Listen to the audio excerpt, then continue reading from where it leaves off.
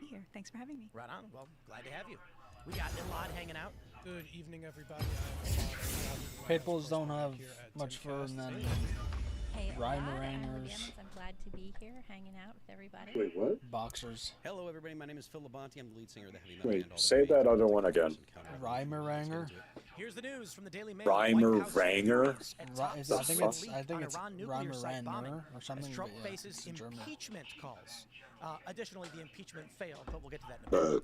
A leaked intel assessment claiming Trump's strike on Iran did not destroy Tehran's nuclear program is flat out wrong.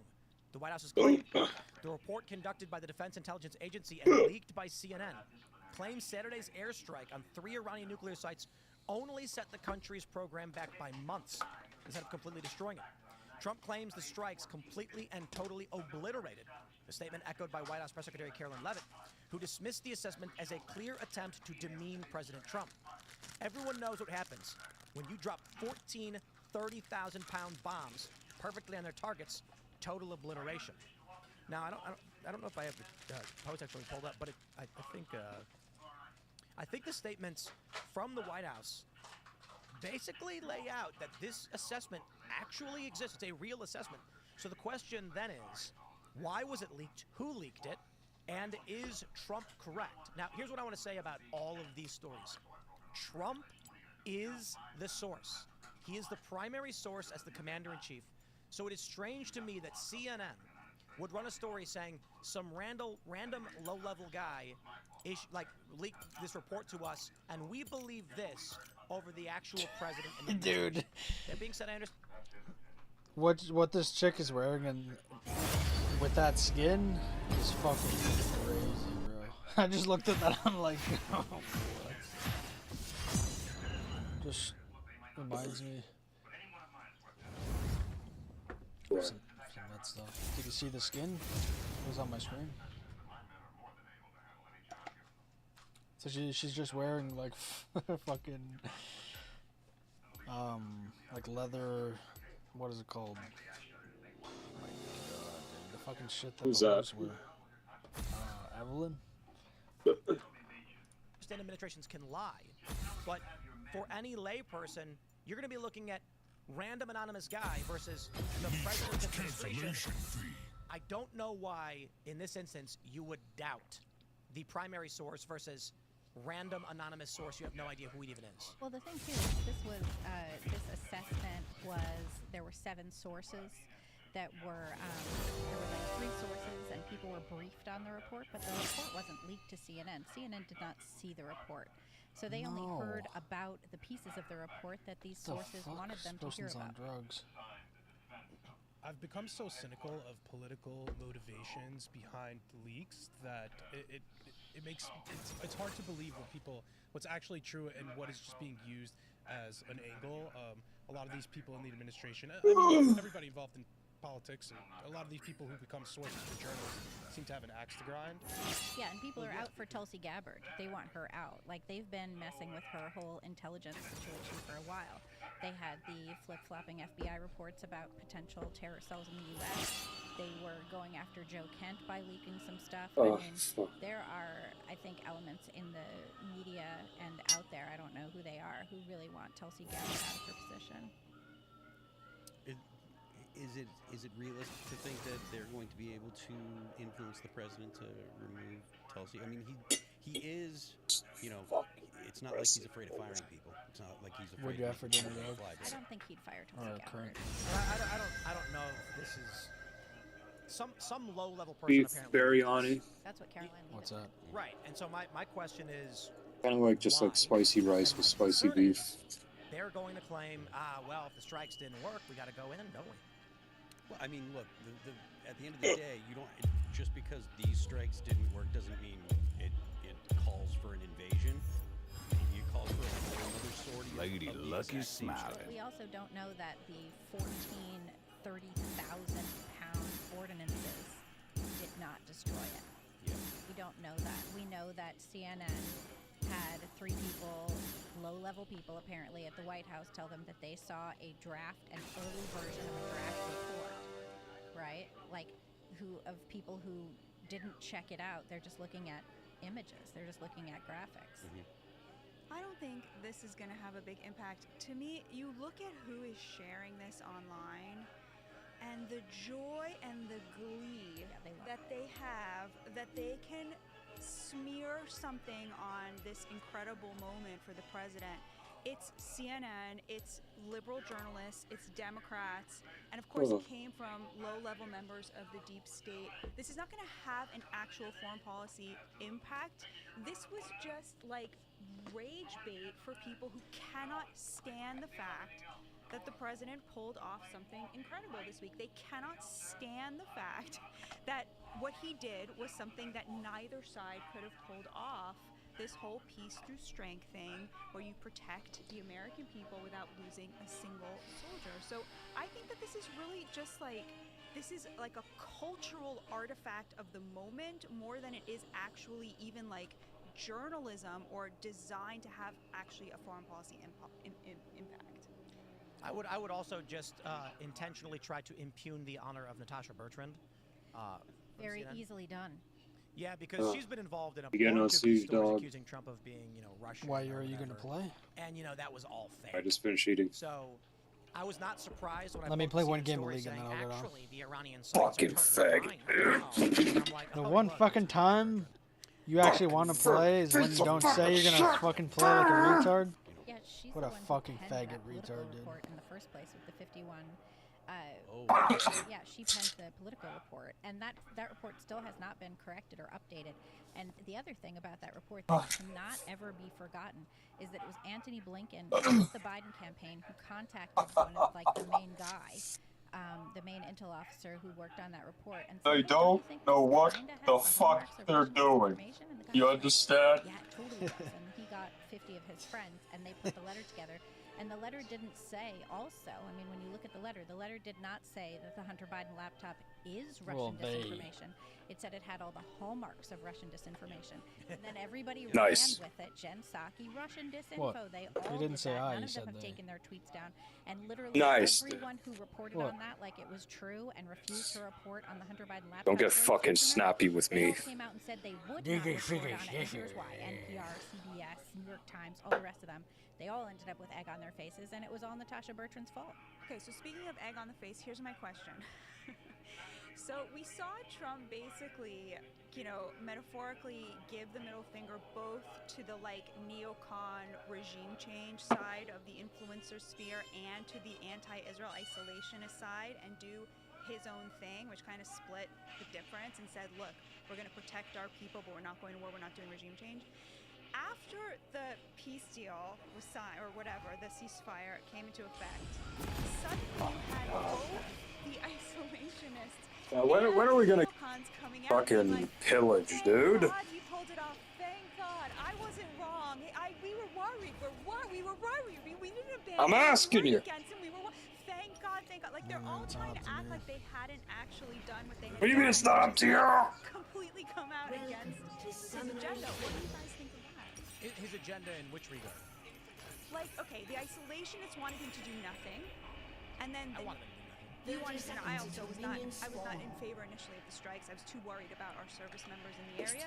Thank God, I'm not against them. But they wanted him to tell the Israelis you're on your own, not even give them refueling assistance and intelligence assistance.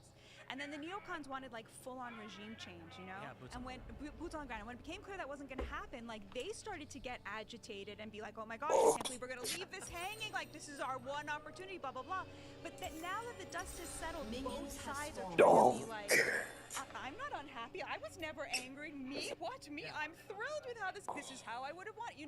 There's this weird, I think because they realized that 80% of Republicans were like, oh no, this is exactly what we want. This is the peace to I was strength. told there was going to be puss in this life, dog. Yeah, what fucking retard told you that?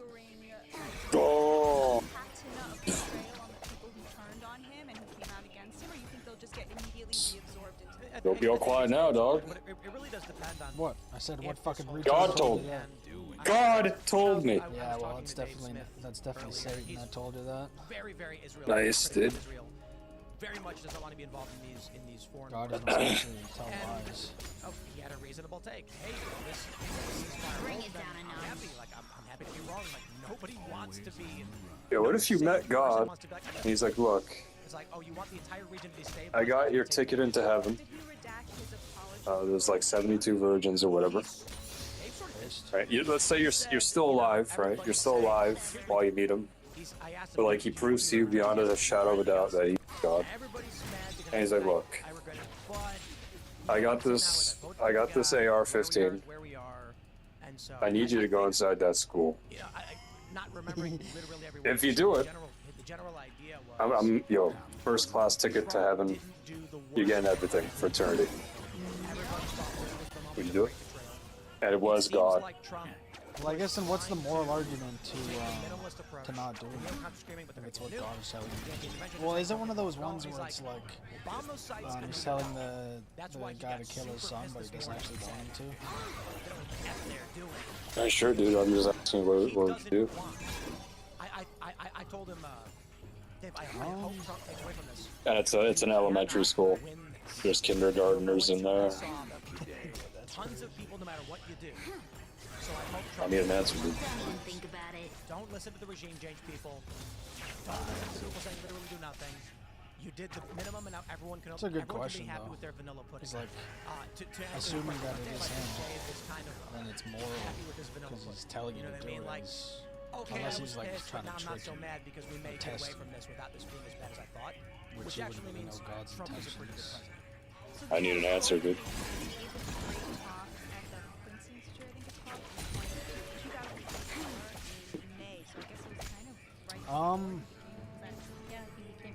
But he also let's make it a bit more interesting. Maybe, I don't know. Like, you could do this. You could choose to do this.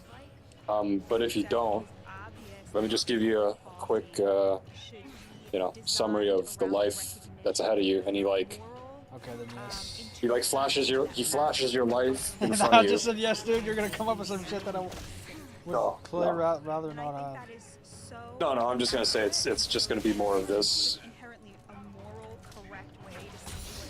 Doesn't get better. It'll eventually get worse because you're getting older. Economy, whatever, blah blah blah. But yeah, It's so it's dumb. not like an extreme. Because your fucking scenario is so fucked, but it's not the easiest answer, which is insane. I need an answer, dude. Pretty aligned with the idea of having a strong, pretty independent, sovereign ally in the region who fights people who hate him. And I think that's kind of where the isolationists went. I don't know if I would do it even with him telling and me. be that he could pull off something like this and see doubting that the base should have their desires enacted in their form. But I think What if he's like, if you don't do it, It's gonna happen. there's like anyway. a 95% chance that by the end of your life, however old you are, we line all the stories up. And you're not getting it to heaven. We get a story from Fox News. Well, then, yeah, I guess Chicago I'd probably Tribune do it. warns New York to avoid socialist mayoral candidate after mistake Brandon. So how would you go about doing it? Right, gentlemen, New York is having a Democratic bang, bang, no primary, law. and this Zolan Mamdani What? is I Just believe bang, bang, no law. yes. He's also I don't want to. What if one of the kids is just like comes up to you, he's like, "Please, sir, help me." And you look at the kid and you look over your shoulder and you see God just with his arms crossed. Like, better fucking do it, dude. I guess I'm doing it. Hey man, if he's watching, there's not much I can Within do. many of the anti-Israel protests in the city, they chant to globalize the so-called Intifada. Some people view that as a form of violence against Jews. You just Support, you aim for the head, the body, the leg. and I think he said something along the lines of there being like legitimate usage of the phrase, and it depends how you interpret it. So before we get into all the nuances of what's going on in New York, And what if he's just like, you did that? He's just like, yeah. So here's the catch. You get into heaven at the end of your life. political motivation on the ground. Young people skew fine. anti-Israel. We are seeing I would assume Pew has that's research how that it came So out would you off yourself immediately, or would you just go to prison? Republicans 18 to 49. Because I don't think in Canada. Anti-Israel. Critical Right. of Israel. I didn't think of that. Democrats are like, Israel is very different. Aha! pull it up to make sure. Israel, like we're, you know, I think this is what I think. I think young people on the left and on the right, Yeah, what would you do? young people are sick of funding other countries, which is legitimate. Like I'm sick of. I think funding for Israel, it's kind of like Real quick. really like ran its course. You know, like They're not that's anti-Israel. They're yeah, that's socialists, actually a good, and Israel is right-wing coded, and as a result, they hate Israel. It's a good So just counterplay to to clarify, that. negative, unfavorable view of Israel. A good counterplay, dude. And so in 2022, 18 to 49-year-olds have 5%. Oh, man. 15%. That's Republicans. Among Democrats, 18 to 49 went 62 unfavorable, 71 unfavorable. So I gave you a scenario free to be a terrorist. Is what you're telling me? Israel has some of the piss poorest Say PR that I've again, ever you might seen, get up. frankly. I gave you a scenario where you basically it's pretty good PR. would agree to be a terrorist. And they get That's what the That's what you're telling me. whatever that guy's name is, saying, Yeah, I know. oh no, they're taking my TikTok from me, but Trump saved me. I'm like, they know Damn, I'm dude. Messiah. I've been banned again. It's funny because you got these people who think Israel controls the world, and I'm like, I'm banned, seem to dude. muster any degree of support among young people. So right now, based on a split between Democrats and Republicans, the Whoa. in this country, being What? Yo, just what? majority negative. Half of Republicans in 18 to 49 are negative. 50 plus a large vote. Yo, hold on. Very positive. Only 23 I are want to see what my. Democrats, 50 plus are 66%. Wait, where do you go to check your? Among all Negative? votes, 53% I don't know where it is on console, but it's unfavorable view of in Israel. career. This trend is growing. I don't think even when the war ends, that's going to be. And I'll give you a really good reason, TikTok being one of them. After October 7th, we went over this with Axios. We pulled the Axios data 800 million times, so I'm not going to pull it up right now, but we saw that the content that was getting there was a small amount of posts talking about how Israel had been victimized that got a large amount of play. Pro-Palestine, small. A week later, it inverted 10x. Now all of a sudden, Holy shit, dude. is getting way more views, like hundreds of thousands, millions, than pro-Israel, which was indicative of an algorithmic change, because it makes no sense that Dude, I said. now this could be the result of TikTok internally saying we want people to hate Israel and clicking a button, or it could be that Islamic Nation said to their cyber armies, we want 100 guys, each running 100 accounts each, going on TikTok and posting anti-Israel sentiment to force the algorithmic switch. Either way, within a week, the sentiment inverted. Israel's not done anything to combat this, and the sentiment is inverted. Prominent conservative personalities are getting millions of views when they're critical of Israel, and whether you want to call it legitimate or not, it does not matter. Young people, you see that video of the woman who gets pulled over for DUI? The cop walks up to her and she's drunk and she goes, well, she allegedly is drunk. She goes, did you know there's a genocide in Palestine? The cop's like, it's so That's fucking crazy. the minds of these young people because they're getting spam blasted with it, that she blurts it out to a random cop at a stop. Israel does not have any. Let me tell you, the people that I see on social media that are pro-Israel there's an overlap between the DeSantis people and everyone finds them insufferable. Not literally every single person is pro-Israel. Some of them are totally fine. I'm friends with a lot of them. But a lot of these posts are just smarmy and snide. Meanwhile, I don't have to name any, but you guys can. There's a ton of prominent personalities on the conservative side who recently come out as Israel is not doing us any favors. Two, Israel is secretly controlling this country and they're evil. And they're getting millions upon millions of views. The subscriber base is growing. Money. I don't see a reason why that trend would change. Well, it used to. This is another place where the far right and the far left converge, right? And also, being pro-Jew and pro-Israel used to be a leftist position. Like other leftist positions, the left has totally abandoned, free speech and workers' rights. And function of them hating Israel or down downstream from the base of the Democrat Party becoming leftist, and as a result of Israel, Why are they becoming leftist? Unstoppable. that's where the base of the party is. Why? I mean, that's a good question. But as far as I don't think it's because of Yo, what? No, but they're I'm proving it was so bad. when you say the base of the party is leftist, Dude, that's...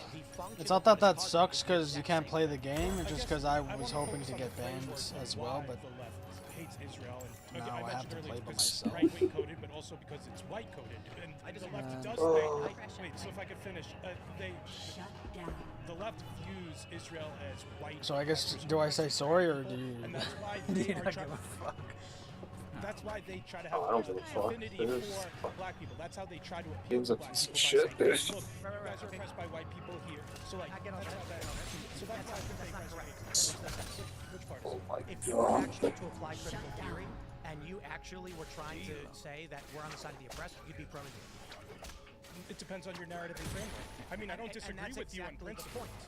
If you were actually looking at, so the issue is, these people who claim on the side of the oppressors are on the side of the second largest religion in the world, which has domination in the region, surrounding one small nation, the only Jewish state in the on the planet.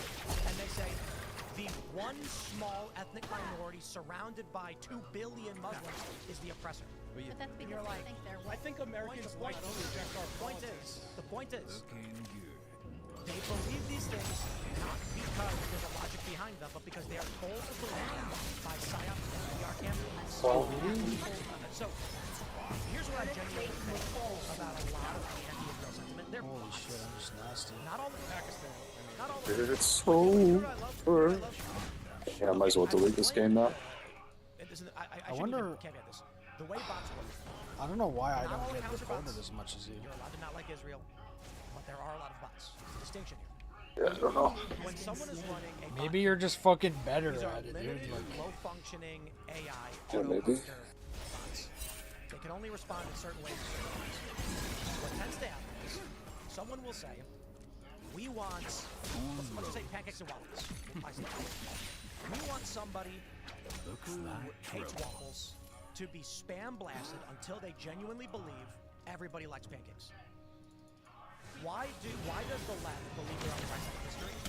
Because they're on their social media and thousands of protesters in the street, and it looks like this massive gathering. It looks like the whole world is watching. Always on the road. And it's 1,000 people in a city of 13 million. But in their minds, they can't comprehend it. So what the bots do is, they'll see a lot. Go on X and say, you know, I had a waffle today. And then they'll say, oh man, we're the pancake company. Put his account, list it under Pro Waffle. Anytime he posts anything about breakfast, attack him and say he's a waffle shill, Shabos waffle, whatever. But here's the thing. A minute later, Elad then posts, I actually don't like waffles at all. I think they're gross. But you know what? That waffle was okay. I'm gonna eat it. People that do campaigns don't realize that Elad was in this position, and he was only passively supporting it one time. From then on, every time Elad posts waffles are bad, he gets attacked by people saying waffles are bad. Luck of the And you're like, whoa, whoa, whoa, whoa. So here's the real one. partner. I will post, the U.S. should not be funding Israel. And what do I get? 300 responses saying, why are you supporting Israel? Well, hold on there a minute. That doesn't make sense. These people are not real.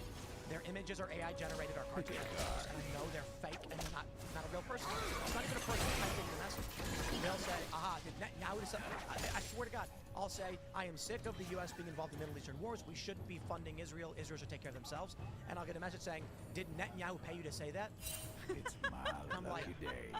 what? I get messages like that, because you met with Netanyahu. It's like, oh, what did Tim tell you? You're not allowed to say this. Blah blah blah. It's like, Bots nuts. can't make a distinction between nuance. So I post an Israeli flag as a troll. They put me in the pro-Israel camp because they can't understand that I'm screwing with them. Now, anytime I say anything critical of Israel, I get blasted by both pro and anti-Israel. So here's what happens. If there have been people that have been talking about this. There's a person who's like a fitness instructor, and their YouTube channel is a bunch of fitness videos. Not very good. Here's how we do push-ups. One day, October 7th happens, and they make a video saying, You know, I've been getting a lot of messages from people asking me what my thoughts are on what's going on in Israel, and to be honest, like, I don't really know a whole lot about it, but I know that it's deeply affected a lot of you, and I know a lot of fans that are deeply concerned about this, so I thought I'd make a video addressing it. They go from getting 10,000 views to 50,000. For them, they just talk about it all the time. They come back to their channel and they go, whoa, I got 50,000 views for talking about Israel. Then they look at the comments. The comments say, this is a really great video, you're amazing, can you make more? They do. Then he makes a video where he's like, you know, I don't really know if it's a genocide or what you call it, but I know that deep connected. Then the comments are all saying genocide, genocide, genocide, genocide, genocide. So then he makes a video saying, I think it might be a genocide. And then all of a sudden, he gets 1 million views. So, not that every single time this happens it's bots, but my point is, there are platforms that can do this. There are a lot of people that are critical of Israel. I've met them. They exist. But Israel isn't doing anything to counter any of it. Any of it. So my prediction is, 10 years from now, I'm sure. the 49-year-olds are gonna be 59. They'll be out of that demo. 8-year-olds now are growing up with young women getting pulled over by cops and saying, did you know there's a genocide in Palestine? It is the branding. Listen, I don't care what she says. What if the cop pulled her over and threw the window and she was like, if you need a cash settlement, then you want to get paid, or whatever that song is.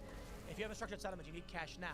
I'd be like, right, I'd be like, that's branding. The fact that this drunk lady can just blurt it out means she doesn't know anything about anything, but in her brain, that's something she's memorized. So what happens when a kid grows up watching TikTok and Instagram shorts and YouTube shorts, and that's all they see? And Israel does nothing in terms of any content PR. Okay, 10 years from now, that 53 minus 53 will be minus 60, and that's when Congress says we vote to defund Israel. But I think, okay, first of all, I think that there is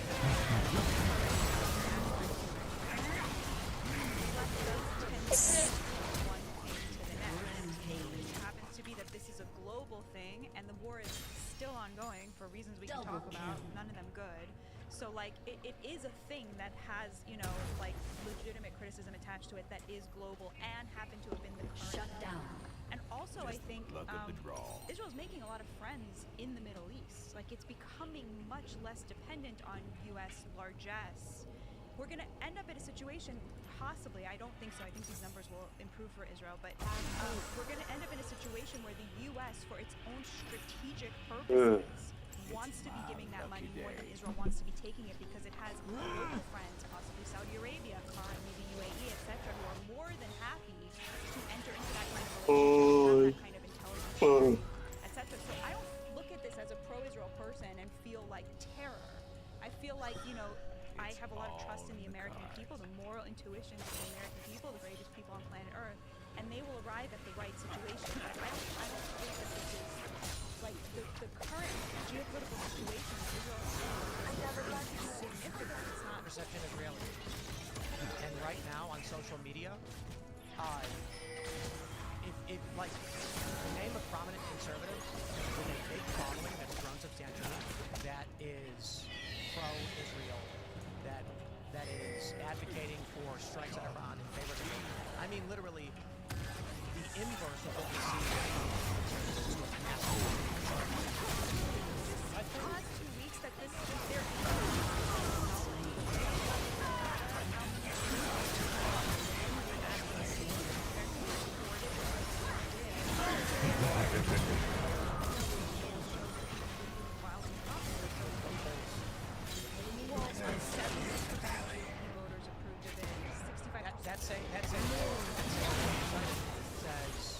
overall American public, it's minus 11. But 80% of Americans oppose Iran getting a nuclear deal. So but they don't support military strikes. They don't support Trump. They don't support anything. The average Trump's approval rate is actually really good right now. Yeah, but the average Democrat, who's part of the 80% who wants Iran not to have a nuclear weapon, is going to oppose whatever Trump does to make their wishes come true, because they're going to oppose whatever Trump does, period. Well, not just that, but the disapproval that Trump has in the GOP for the strikes in Iran is slightly higher than his general Supreme Court, suggesting more Republicans.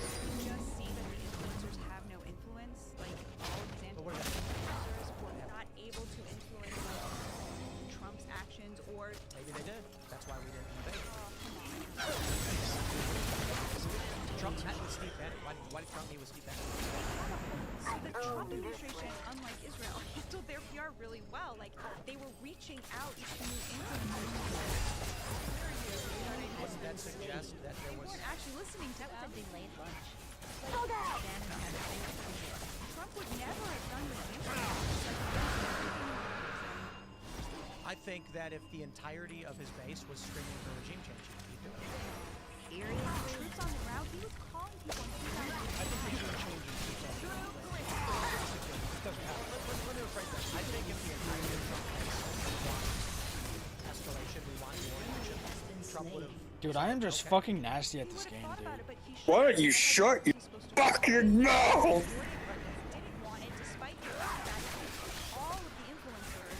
I'm sorry, dude. Don't cry.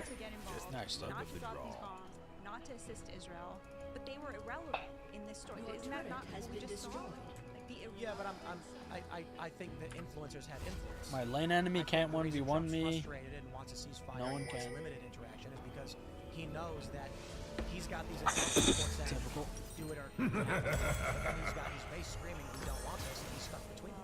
I think their influencers are in a bit of a bubble.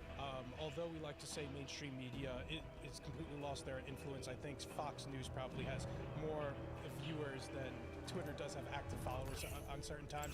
Twitter is just completely and it seems as though a lot of people who have a lot of different channels have all of a sudden become Middle Eastern experts. I know people who used to be comedians who had not many people show up to their shows seem to get millions of impressions right now on Twitter as a result of this. I do agree with you though that Israel in the future they're losing support from Democrats, but that's the reason why I think it's going to become a partisan issue. And I think one of the biggest threats to Israel is one of the biggest threats to America as well. And what is that? It's socialism and socialists in our country. So I think support for Israel drops when socialism becomes popular in our country. So Israel and really America do have the same biggest threat in that sense. Let's just conclude this. Would y'all agree that there is a large amount of individuals on social media that are profiting off of being anti-Israel? Of course. Yeah, but I don't think they're having any impact or any influence, despite being called influencers. They're getting a lot of likes from Pakistan. Yeah, or from like Sure. 2 billion Muslims who are desperate for like. So not American. What is an American version of these social media apps? How does the left recruit those protests? How do they have so many young people showing up? Why does some random deliver a cop say,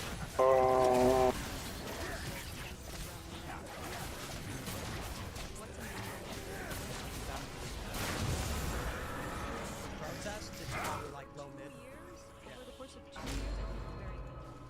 I would call that low mid. Your turret And when has you been compare destroyed. it to what's going on in like An Canada enemy or has the been UK, slain. where you have like millions of people. But this is not the question I'm asking. I'm asking about trend direction. Why are people who don't know anyone in the region all of a sudden violent and violent? No, I totally agree with your analysis of people being like captured by. Don't even think about it. And so what is and then what is anyone, be it back Israel or the U.S. or pro-Israel groups doing to combat this? But I don't know if something has to be done. That's what I'm trying to say. It's like I don't really care that there's a bunch of like people being making money off of this content and letting people in comments on or what have you. Like I don't know that this is like a crisis. So why do you think over 3 years sentiment has shifted 11 points negatively? We've had a violent war. Wars that have shifted negatively for Palestinians? So again, I think you have to the why. You have to separate why it's happening on the left and why it's happening on the right. It's happening on the left because as Gilad said, the center of gravity of the Democratic Party has turned against Israel. Why the right? That's a totally different question. So why are young conservatives? And I think a lot of this has to do It's overstated on the right. And I think it's because many people who are not truly MAGA appropriate MAGA. So, for example, a lot of these isolationists or libertarian types aren't truly MAGA. President Trump says Thomas Massey, Congressman Thomas Massey, has been Batia though, so like, I trust you. That was literally what I was thinking. Also, I don't know any. So thanks for letting me. No, Actually, I know one. So my point here specifically, President Trump put out this truth where he said Congressman Thomas Massie of Kentucky is not MAGA, even though he likes to say he is. I think that's true of many libertarian-leaning types who aren't truly MAGA. About what part? He's wrong about Thomas Massie. I don't think that he's not MAGA. Well, you can call whoever you want not MAGA, but he's wrong about Thomas Massie in terms of Massie's support. Well, I think he's spot on that Thomas Massie is a grandson who definitely could be Democrat, especially at a time like this. It's frankly ridiculous. He's Austrian against the one being principled. I just the word in like half an hour. What are you talking about? All right, so interrupt me mid-sentence. Oh, don't talk. Thomas Massie's record speaks for itself. Yeah, he's voting against the one big beautiful bill, and he voted against COVID funding during Sure. So I think he's anti-MAGA. He's anti-MAGA agenda because he's voting against the one big beautiful bill, and I think that's clear-cut and obvious. I don't know how it. He is wrong when he calls Thomas Massie weak and a loser and a grandstander. Trump can call anybody who wants not MAGA. It's his brand. Is Thomas Massie wrong for voting against the one big beautiful bill? Yes. Okay, there we go. Indeed. And I like Thomas Massie. I think he's I think he's the best member of Congress we have right now, even though I disagree with him. Rand Paul also said he would vote against the big beautiful bill. However, he did concede if it came down to him as a deciding vote, he would vote in favor of it. And I tremendously respect that because I think Rand Paul and Thomas Massie are two of the most principled people we have in Congress. I wish we had more people like them. I wish everybody was like them, even when they're wrong. So I think Congress is where you go to compromise. You know, if you want to get anything done in Congress, you're going to have to compromise, and that's why President Trump calls him a grandstander. I think if Massie's doing what his constituents want, then he's doing the right thing. Okay, I think it's anti-MAGA. It doesn't matter though. I mean, the only President Trump thinks it's anti-MAGA. You guys get the How would you want to slap him now? You're right, it's great. Trump decides what's MAGA or not. He does. It's his brand. It's his slogan. It's his agenda. And if he says Massie's not MAGA, then Massie's not MAGA. There should be like a little Cosmo quizzer for like. He says MAGA, Massie is you know. weak, ineffective, and votes no on virtually everything put before him, no matter how good it may be. So I mean, Donald Trump is really spot on here, and he says that he wants to. His guys put together a super PAC to get Massie out. Going to so try to we'll see primary. what happens. I don't think it'll work. Well, I think it's a message to these Republicans who aren't following in line with the MAGA agenda, and I think it's important for Republicans to follow the MAGA agenda because Donald Trump won the majority of the votes in the past election, right? I thought he had, what was this mandate, right? Well, apparently Thomas Massie disagrees. Or his constituents disagree. I mean, He's the one who's voting. I don't but it know. might be. Let's just put a bow on this. Let's put a bow on this. Did I just close that poll? So my question is, what final thoughts on this, so we can move on. But what changes the course of this poll? What will happen where people go, actually, I was wrong. I don't dislike Israel. I like Israel. What? Fighting back against socialism in our country. Or the next Israel fighting socialism. I think fighting against the ideology of socialism, democratic socialism in our country will correlate aggressively with support for Israel. Why? So yes, because people in our country who are, these young people who are anti-Israel are leftists who believe that Israel is right-wing coded and white coded, and that's why they hate Israel. You're missing the big picture. Someone told them that. And if they stop being socialists, well, they'll stop being I guess the issue I take with your answer is a broad question. There's a broad answer that's vague and nebulous, targeting a very specific issue. So you're not. I feel like you're not answering the question. Fight socialism. Bring it down. No, I'm saying they're strongly correlated. But you've not explained how. I don't feel like you've answered the question. Because lefties and socialists view Israel as a country that is quote-unquote right-wing, which leaves a gap. Also believe they... Why? Because they're told that. The propaganda narrative is that they have policies whether you'll be a Democrat, whether you go to college. You've been indoctrinated In universities, you get this woke indoctrination where there's no like right versus wrong way. Like Your team has destroyed an inhibitor. There's just who has more power and who has less, and then they superimpose some racial category or some gender category, what have you, and whoever is the white person, like what is saying, is evil and bad and racist. Is it precedent for very large every humanity? So why Because it's that curriculum is dripping down every teacher that There's they a critical have. race theory in our school. Because the left has infested the schools of education So that's the that left. teach teachers. So all of the curriculum that the teachers learn is all leftist. So the teachers that are teaching high school as well as college, these people all went to the same colleges of education that have a leftist indoctrination built right Okay, so now, the reason why I reject what you said is your argument could actually be summarized by fighting socialism entails altering the curriculum of various schools from the bottom up to various universities, then altering social media outlets to stop the spread of these ideas, which can be applied in certain ways where someone could accuse Israel of being bad. After we do that, we'll run a campaign that would start to convince people that Israel's actually not right-coded, and the arguments that they've been using on critical theory don't apply to Israel properly, and now they're... You see, Because Tim, we're saying this is a symptom of another problem. Like, this is not a problem. so my question is, what specific thing happens that changes the sentiment? Well, I think Socialism becoming unpopular in our country. It's not an answer. You keep saying the same thing over and over again. What about like the next Well, let me tell you this. I think that hot topic? Israel will gain support if we all buy Bitcoin. If we all just bought Bitcoin, people would support him. Yeah, I'm basically because he's not giving an answer. Fight socialism, people like Israel. Why? What the fuck? I think they're completely. And I think the most prominent anti-Israel people are democratic socialists and far left in Congress. I don't think you're Oh, go ahead. what's your answer? Well, my answer is that like support for Israel is like many other things that have become like marginalized by left-wing indoctrination. It's a more valuable kind of thing that like regular people with advanced degrees can already are drawn to, like the idea of marriage is an idea, which is not boys and girls, you know. Support for Israel is like. Yeah, in the mind of like you would look at the polling, like a regular middle class American who has not been influenced either by woke university curriculum or by online whatever on the far right. Like it's a kind of thing that in America feels very The whole Like that whole Ted Cruz. and the problem with this country right now is actually not ideological so much as it is the class divide. It's not the problem is not so much that a certain subsector of Americans go to college and get a college degree and have like liberal ideas. It's that those are the people who have access to the American dream, and that normie people, like regular people, working class people who don't have access to that stream of education and those jobs have been in largely not disenfranchised.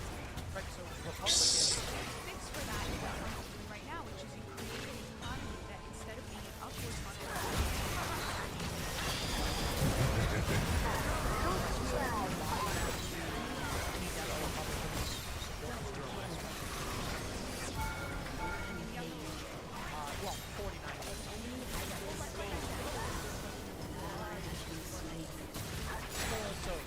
Son of a fuck.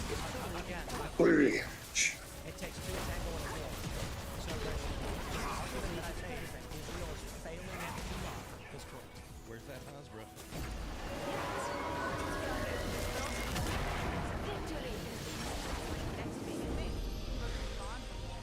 It's not going to be, when there's no war in Gaza, What changes it's it? not, when there's going to be Like no, the default position isn't going to be support for Israel. People are just going to be like the war's over and I hate Israel.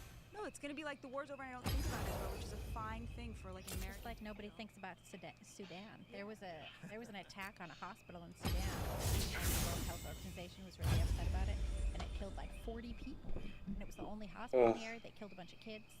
Let's jump to this next story, which doesn't deviate too much, but we have this from Reuters. It's from this morning, and it is an outdated story, but there is a component of it. Explosions ring out in Tehran despite Trump's order to Israel to stop the strikes. Notice the passive tense in ring out. That's going to come back. Ring out. Well, we have this video, which is one of the best videos of President Trump ever. Oh, absolutely. So I'll set it up basically this morning. Trump says Iran and Israel both violated the ceasefire. He then followed up with this.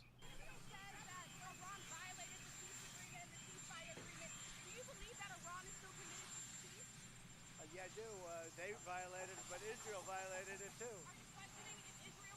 Israel, as soon as we made the deal, they came out and they dropped a load of bombs the likes of which I've never seen before. The biggest load that we've seen. I'm not happy with Israel. You know, when I say, okay, now you have 12 hours, you don't go out in the first hour and just drop everything you have on them. So I'm not happy with them. I'm not happy with Iran either. But I'm really unhappy if Israel's going out this morning because the one rocket that didn't land, that was shot, perhaps by mistake, that didn't land. I'm not happy about that. And what we basically have two countries that have been fighting so long and so hard that they don't know what the fuck they're doing. Do you understand that? Legend. Yeah, that was Legend. Now, the reason I brought up the Reuters post is that an hour and a half after Trump said, do not drop those bombs, Israel won't do it. They're doing a plane wave. The report came out that, in fact, Israel still went ahead with at least one of the strikes on a radar station in Iran in defiance of Trump saying, don't do it. Trump was pissed and dropped an expletive, which is kind of shocking for a president. But I love it. I love it. I loved the mafia tone of, do you understand? You know?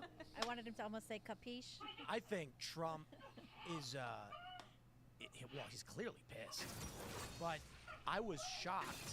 And, you know, it was a coin toss for me. Will Israel defy what Donald Trump is saying? And they did. So what's the ramification of that going to be? Will Trump hold a grudge?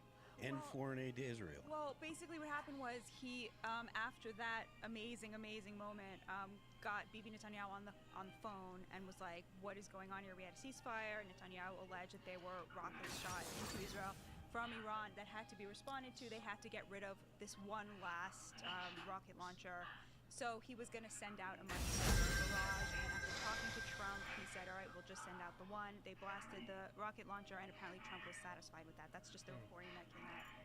Take that as you will. I also thought that was an amazing moment. It was, to me, because he was on his way to NATO, and it felt a lot like, you know, when your dad is driving, like, to a wedding or something, and you're fighting with your siblings in the back, and, like, your dad's hand comes back. He's like, shut the F 2 hours. It's an hour and 45 minutes. After Trump said, don't do it. And actually, it was, I believe it was like a full 2 hours. Trump posted on Truth, Israel do not drop those bombs, and Israel will not drop those bombs, and they did. Was their excuse that they were already in transit, or the... An hour and a half later, you could turn around at any point. I mean, I'm not saying that they couldn't, but the point that I'm making is they might be, it's like we tried calling the pilot with the bombs, and he's not answering. They're going to make up, they're a state. They're going to make up all kinds of excuses as to why they couldn't, you know? They both violated it, both Iran and Israel. I'm just saying, will Trump tolerate being made to look like a chump? So I think actually President Trump and Prime Minister Netanyahu are on the same page, and they're playing good cop, bad cop throughout this entire thing. I think there's been intelligence sharing the entire time, and they have been on the same page and have been coordinating together. And in order to get Iran to the negotiating table, Israel's the bad guy and Trump's trying to be the good guy. 4D chess. I think it's like 2D chess. It's like actually really straightforward. It's just extremely straightforward the way he's posturing. Like, I think Trump has a lot of moral clarity when it comes to Israel, and I don't think there's... I think the whole thing's been an act. Like that anger, that F-bomb, they wrote it. Not knowing about what Israel was going to do, how they were going to attack. I think the United States has been doing intelligence sharing with Israel throughout this entire thing, and I think Trump probably signed off on a lot of these attacks. He just wanted the plausible deniability of not being involved until he saw that it was a success. So the people who are like the isolationist thinkers who are like, oh, maybe this means that Donald Trump's not going to support Israel anymore, I think are really missing the bigger picture of the art of the Thomas Massey. Thomas Massey types. I don't think Thomas comedians on Twitter. Is Thomas Massey like an actual isolationist, or are you just saying that as an insult? Just saying. Wait, I don't think isolationist is an insult to people who believe that. Dog, I'm playing Monkey Man. It's a derogatory term, isolationist. You do everything you can. No, there's like I think it's they describe themselves as like non-interventionalists, and then they're called isolationists because it's an extreme position meant to sport. I don't mean it as a slur. I don't know. It's poisoning the well. Show me the path. It's a deceptive tactic to where I say something like the standard of proof required for a strike on a foreign country is high, and they say you're an isolationist. No, I think there's lots of people we can be bombing. So I'm just saying the standard of proof you need. Yourself a non-interventionalist either. I'm not an interventionalist. I think the non-interventionalist is hopeful that President Trump would do that. I know very few people who call themselves isolationists. The people who tend to be in favor of war refer to people who don't want their war isolationists. So if I said something like, I understand the precision strikes on the Houthi rebels, despite the fact Trump said he wouldn't do it, I'm kind of lukewarm on the issue. That's not isolationist. Like, oh, okay, they were shutting down the Red Sea. Non-intervention in terms of boots on the ground against regimes. If we're talking about, so I'll put it this way. I interviewed Seth Warner, and he said, we understand the sentiment. You don't want the U.S. military to go and start bombing all these things. We're going to draw the line at no regime change, no invasions, but if there is a rebel group, Houthi rebels, if there are terror cells, we will do precision strikes. And I go, all right, I'm not going to back down on the table and scream, no, I'm going to say we've compromised. Isolationist literally refers to cutting off trade with foreign countries. No. Absolutely, that is isolation. Tim, would you support, like, knowing what we know now, let's say the ceasefire holds, retrospectively, would you support the attack on Fordo? No. Even now? Bring me a real challenge. Do you worry about Iran getting nuclear weapons? 60%. I think that it's certainly not been sold to the American people. That's why it's divisive. So there's questions of, certainly Dave Smith doesn't believe they were close to getting one. Every mistake is a even though lesson. there are reports. Do you believe they had an intention at some point get one? I think it is 60%, right? More based on the evidence, I think probably a slightly greater than chance. And what is your level of opposition to them having a nuclear weapon? That they would give it to the Houthi rebels and other insurgent groups for dirty bombs and Do you be insurgency. comfortable with them just having one? If Iran had a nuclear bomb, the question is, if Iran wasn't going to give fissile material to random religious extremists, which I think they would, that's the but if they do that, of course, and they may with the 900 pounds of missile material they have. So, if Iran has a nuke, what is the threat? Honest question. I gotcha. It's not a arms race. My place is at the top. Pakistan, Arabia. Why? Saudi Arabia has said that they would see. They all things all the time. Okay, so then you can, if you're going to ask the things that are likely, and then I'm going to say, well, these are the things that people have said, then you said, well, I don't believe them. There's no point even My saying, journey. I'm going to believe the argument things that I want and not believe the things that I don't want, like, or the things that fit the Right. So the issue is, what is our risk assessment? What is the risk that if we intervene with B-2 bombers and drop 14 bunker busters on a foreign country, that we drag other nations into the war and trigger the arms race itself? Okay, so Muammar Gaddafi gave up his arms program. Muammar Gaddafi gave up his arms program. Yes. And he was assured of certain sanctions would be dropped. The UN was going to basically allow him to start developing without obstruction. They did not. So what did he do? It was something around like 2009. He said, then we're going to keep enriching uranium. And they said, you will die now. And so what happens?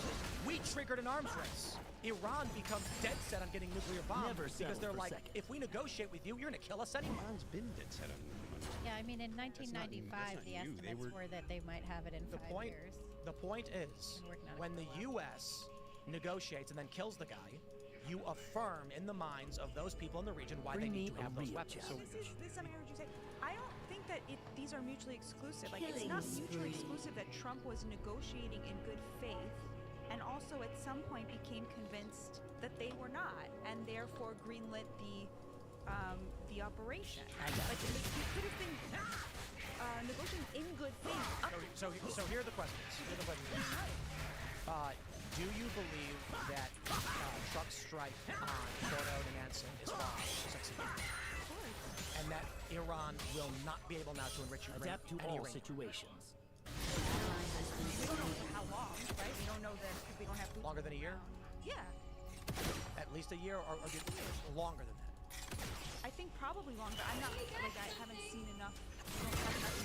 This is at best kicking the can down the road. The real solution has to be diplomacy because, again, we could prevent them. We could keep bombing their nuclear facilities, but if they could bring them back up to date within 6 months to 12 months, then it has to be negotiations where they're saying we will shelve our ambitions to do it. Otherwise, we're going to keep bombing them, and then regime change becomes a serious conversation. So now let's feel safer with an Iran that doesn't My place have is at the top. right now, the argument that everyone should feel safer after they just dispersed an estimated 900 pounds of uranium in God knows where, and that's, if you want to believe the reporting, I suppose. The U.S. officials, according to the New York Times, whether we trust them or not, sometimes they lie, doesn't know where 400 kilograms of fissile material is. And there's John, you're losing, dude. That they enriched about 60%. They can weaponize that. Now, with the strikes on Iran, we may have potentially emboldened those crackpot groups who may actually use materials. So there is a whole spattering of we honestly don't know. We can believe the Defense Intelligence Agency's report that the strikes didn't work, and people are going to be like, well, why would I disagree with that? Or they're going to say, yeah, Trump's the primary source on the guy with the real briefings. Why would he lie? Well, maybe he's lying for political reasons because it didn't work. The initial reporting beforehand was that bunker busters would not be able to do it.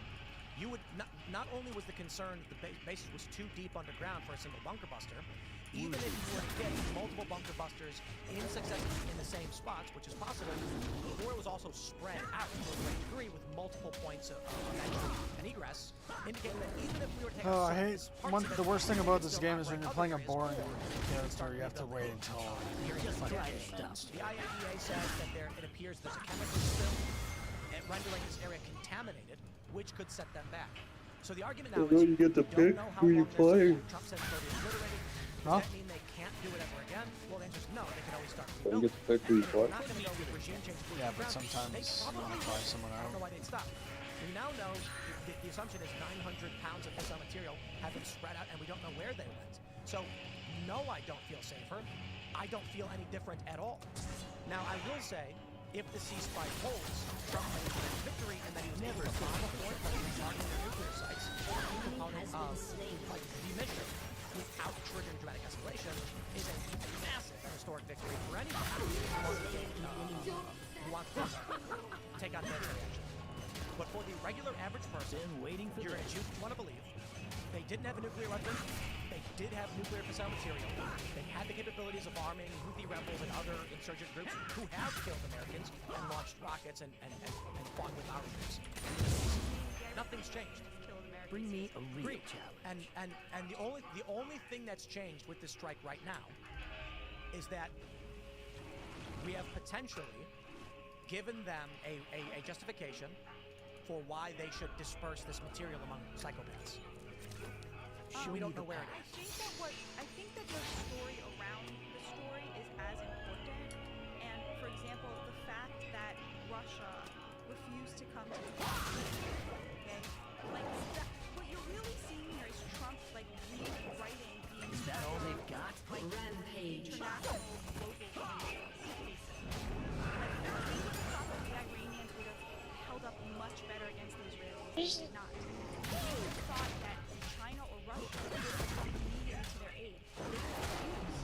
I got this. They sort of did, and they didn't inhibit. And Russia saying, actually, worst thing out of this, I'm going to call Donald Trump and ask him to mediate this, because I have a deal with him that's going pretty good for me, and maybe I'm going to be rejoining the West and leaving this like new axis of, China, Iran, Russia, like that Trump picked off one by one, like each of these, like in his big diplomatic trip. Big diplomatic trip. And, Qatar, like My place is at getting the the top. Iranians to shoot this sort of fake, face-saving barrage into Qatar to piss off the Qataris, their only sort of pseudo-ally from that trip. This Let's just lay down some basic points. Do you agree with the assessment that they have gotten the 400 kilograms out of nuclear facilities and you know they are? That has been reported. I think we're in fog of war. So, I've seen reports of that. I think a lot of stuff's unknown, including how long it will take for them to regroup. We just don't know. But I think we've changed the conversation domestically, and I think we've changed the conversation internationally. With the probability that far before, they probably based on their reporting, that, and I think just general guess to all situations. when it became clear that Trump was telling them 6 months out, we're going to bomb your nuclear facilities, Iran probably set up contingencies for getting their uranium out because they want to keep it. That's like, you're negotiating, you don't leave all your money in a bag in front of the guy who's going to take it from you. So I think there's a decent probability the uranium is gone. Every mistake. 16, 17 trucks were seen in a satellite image. That's just one satellite image. Who knows? That's right. And China sent cargo planes. Right. And so, with that being said, do you think that the U.S. striking could anger Iranian-backed interests of any manufacturer who may get access to the uranium? I think these people were like psychopaths trying to build a nuclear bomb to, eviscerate Israel and to hurt America. And I don't think that this changes the calculation. They were that before, and they were probably still that. You think that Iran would have launched a nuclear weapon? That's what they said. So we could say, oh, you're lying to me. Like, you don't really want to do that. You really love me. You don't need it. But that's what they said. They said we want a nuclear weapon so that we can wipe Israel off the face of the planet and destroy America afterwards. Like, that's just their stated foreign policy objective. So, like, the idea that we could anger them into being even worse than, like, psychopaths who want a nuclear weapon to hurt our children and to destroy our ally is, I don't think that is, like, a real argument. I guess the question is, were they actually close to building a nuclear weapon capable of launching? I don't think that's a question. Like, we had an opportunity here. I think this, Trump initially probably didn't want to back waiting for this. But they were so successful and met with such little resistance. I mean, the absolute mastery of what he was doing left him with this opportunity. I honestly don't think it matters if the Iranians were close, if it was going to be in 6 months or if it was going to be in 5 years. We had an opportunity to protect our children's future. Like, you take that opportunity and you get it. And what risk did the U.S. have to that? The way that I think about it is Iran poses an existential threat to Israel. It does not pose an existential threat to the United States. It poses a strategic threat to our interests, and a very, very big one. I think that diplomacy, I agree with a lot, is like the best way to get something like this to happen. But I think they were stringing the president along. So do you think Iran at this point all they've got? Will just back down and cease hostilities? I think the Ayatollah is very weak right now. He seems to me to have been isolated during this whole thing. I think the regime is very weak. I don't believe that we should be engaged in regime change, but I think probably all of us would agree it was wonderful Put me to the people test. themselves were able to find their way to a less brutal regime. But honestly, I think what changed was, this is something now we're all aware of is, like, okay, like this is a conversation that we're having we were not having before. Because of the Obama era appeasement strategy that seemed to have failed. So, yeah. I think that was succinct. My place is at the top. I do think that if Iran got a nuclear weapon, they would definitely consider at least letting their proxy use it against American troops in the region so they have some plausible deniability against them. Also, if they were to acquire a nuclear weapon, it would sort of be the ultimate insurance policy for them.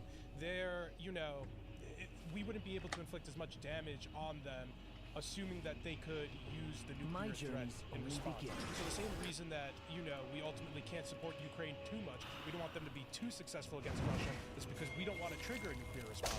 We don't want to give that option to sworn enemies of our country who support proxy groups in the area that attack America. I see this only as having changed the circumstances. It's kicking the can down the road, but the military pressure should get us to a deal. It just changed the circumstances. It did change the circumstances. Right. If Iran was intent on using a nuke to blow up a country, then wouldn't they not say, okay, plan B, let's disperse this uranium to a bunch of dirty bombs and detonate in a bunch of major cities? I don't think that's in the regime's best interest right now because that would guarantee their topple. Why would nuking Israel be in their best interest? Well, that's been their stated goal of the Ayatollah by 2040 was to completely wipe off Israel off the map. If they can smuggle weapons into Gaza, why not smuggle some uranium and dirty bombs? So I don't think they... Intelligence on the ground, just try to stop. Like, I think that there is going to be a lot more attention paid to that. And that intelligence is very much in our dangerous for radical Muslims to get a nuclear weapon. I don't know, call me crazy, but Pakistan? Every mistake. Yeah, and I think it's a bad thing that Pakistan has a weapon, so I don't understand how that's an argument against me, really. It's a bad thing that they have to do it. 38% of votes are in, and Mamdani is leading in Brooklyn and Queens. He's winning. Yeah. Let's get back to the story and talk about the far left taking over. Ladies and gentlemen, from Fox News, Chicago Tribune warns New York to avoid socialist mayoral candidate after mistake, Brandon Johnson. And the results are coming in from the Democrat primary in New York. Zohran Mamdani is winning by 9 points, 43.1 to Cuomo's 34%. Looks like the anti-Israel Democratic Socialist is going to win. Well, 38% Stuck for a votes are while. in, but yeah, it's not Cuomo has and Staten Island so far. You know, Manhattan wins. So right. yeah, that's the rich people are. No. Most of the rich people fled during COVID. Well, 200,000 of them at least went to Florida. I left, but I wasn't rich, so. So is this? New York's gonna get what it votes for. Like the David Friedberg from the All In podcast had a big long tweet about it. He's like, look, we should actually hope that Mamdani actually wins, like the whole thing, and that he does all of the things that he's talking about doing. Who questions my ability?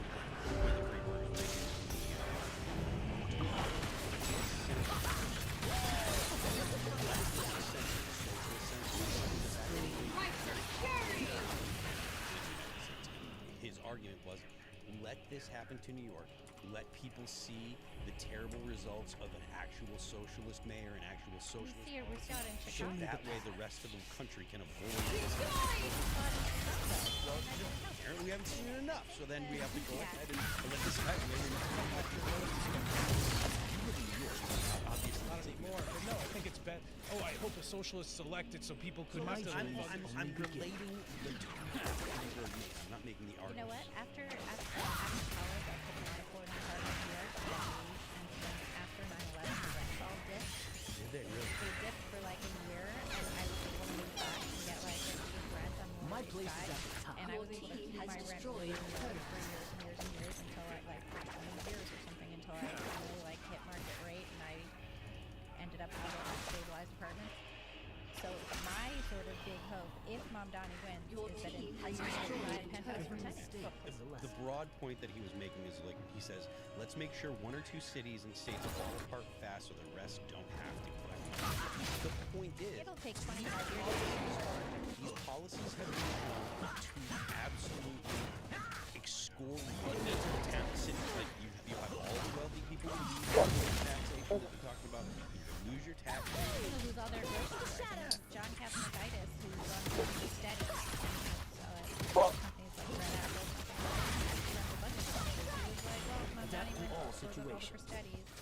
And Nah, you Red really? Apple to Jersey. And I'll leave the country. No, well, he's got I think he could leave New York. He's got a ton of businesses. He doesn't need to keep Christetti's. And also, I mean, the profit margins on grocery stores are shocking. There's this old story that's Bring me a probably real just an challenge. urban legend where it's like a teacher was teaching their kids about socialism.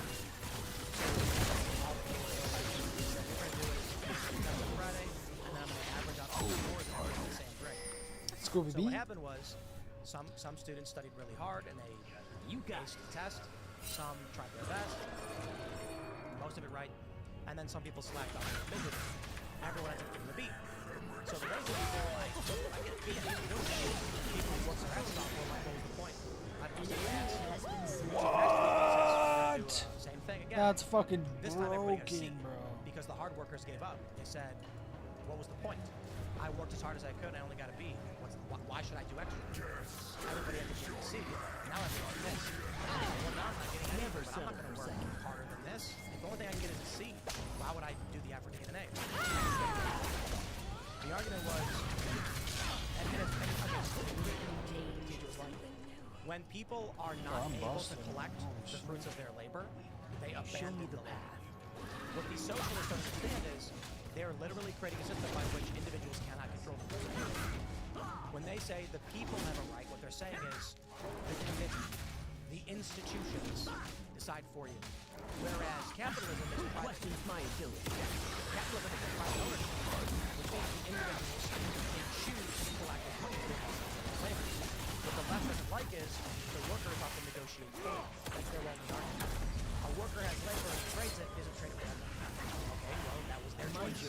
Yeah, because of social fragile. The argument that government should form a body by force to come and save it, literally everything, just means that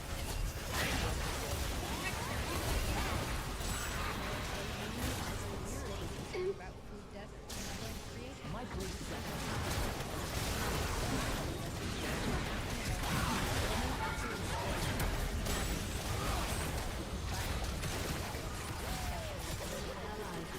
But I think that. Speaking for. Well, we were talking about this before. This guy poses even if he wins. I mean, I don't think he's gonna win. He might win tonight, but I mean, he's not gonna win the election. I mean, but adapt to I think all people are situations. overstating a little bit. It's not Are just leftist. It's not just I was saying she's a subversive leftist earlier. it's not just Zoran. It is like the Uber laws that are popping up across the country. What One are of- the Uber laws? Like the Every you mistake. can't hire a yeah, Uber that's in a contract garbage. anymore. That's total garbage. The point. Let me. My point is, even in West Virginia, it is. You have to be a psychopath to want to run a business. You know. It's shocking the laws here. Turns out. You got Not it. just here, but literally everywhere. And I just an example of where it should be easy, but it's not. It's shocking to me. Everything is taxed in every possible and imaginable way, and they choose to enforce it as they see fit. And I mean, everywhere does this. Never The settle requirements for for starting a business in general are psychotic. And so I'm actually shocked that companies exist in this country.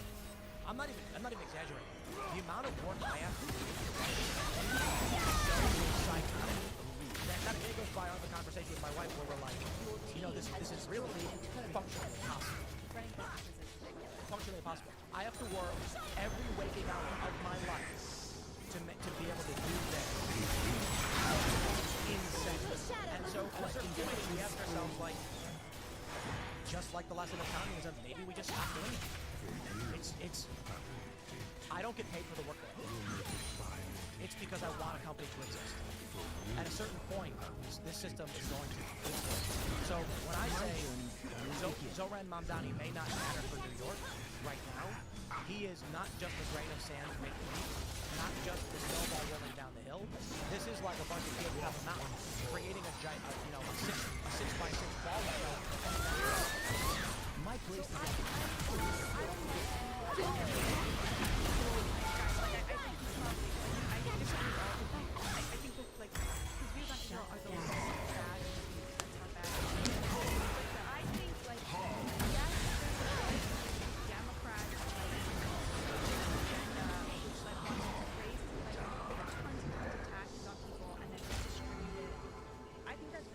Freeze the rent.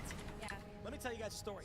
But I also think. Okay, go ahead. Once you In New York, with the other policies. New York has abandoned By the way, properties. this is freeze the rent on rent stabilized. You get Which are already under They're $2,000. already like. So, in New York and in California, and in Chicago, there are, because of Democrat policies to restrict how much rent can be increased, despite the fact we were hit with massive adapt to inflation. all situations. What's happened is building homes have decided not to rent out or renovate properties because it's too expensive and the renter costs you more money. So what they concluded is, if I can only rent the apartment for $2,000, but the person who comes in will cost $2,100 per month, I'm better off not renting this apartment or paying for rent.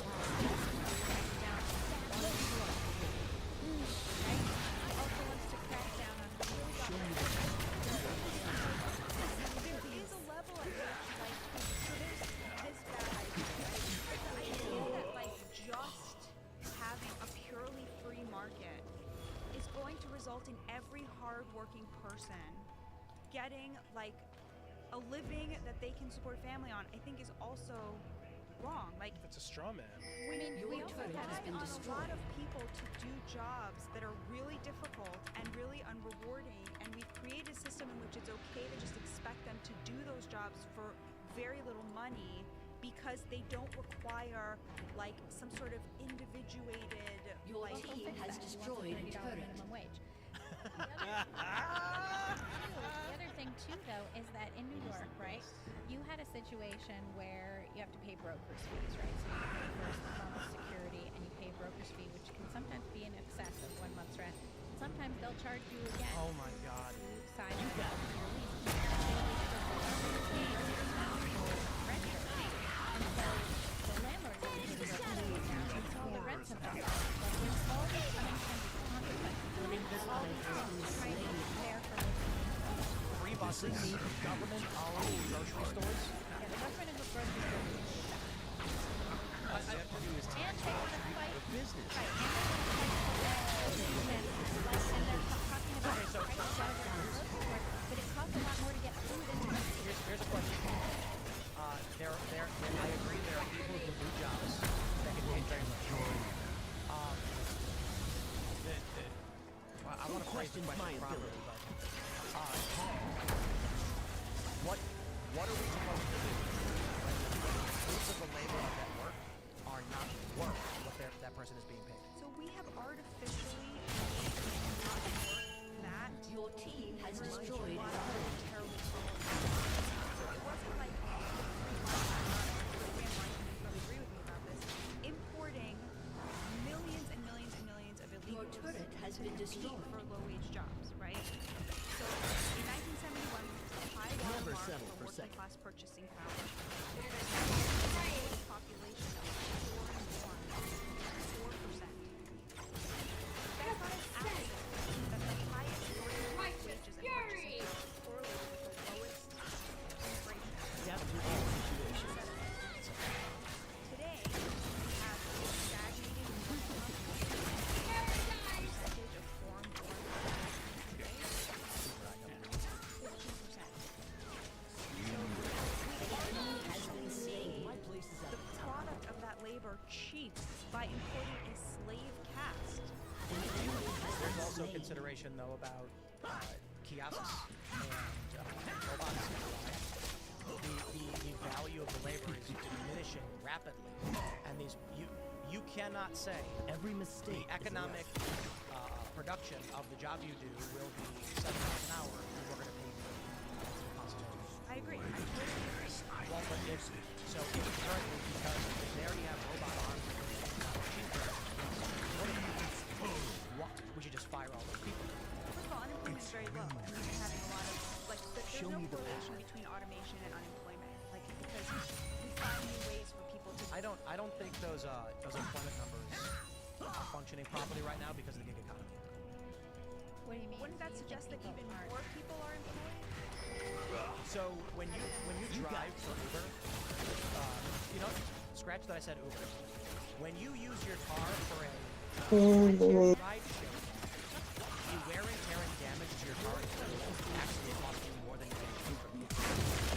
And people don't realize that all they're actually doing is pulling equity out of the vehicle they own, An ally has been destroying it. slain. And a lot of times you end up renting the vehicle. There- Money for that too. You're almost better off just going into Hawk for a taxi today.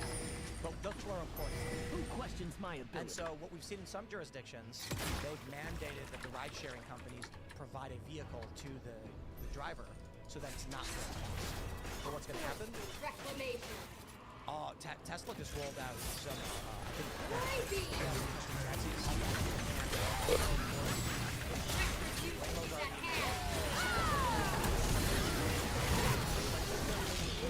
They fled the city, and people pointed out that the driverless cars were on the highway. But so those Uber drivers will be unemployed. So the thing is, what does it mean to be employed? I think that unemployment's because you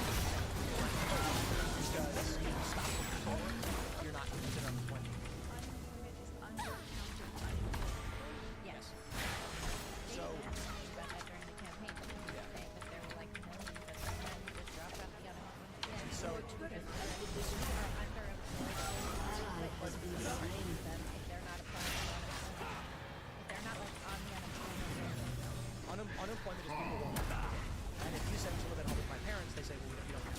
So unemployment must be really low. But back to the point. Those young men are not unemployed because of automation. They're unemployed because there is a spiritual, psychological crisis in masculinity in this country. That's true too. Which is the result of things like onshoring of manufacturing. Feminism. And importing the you know, you would start out as a drywall. You would provide for your family. You would get dignity out of that. Never said it. That's true too.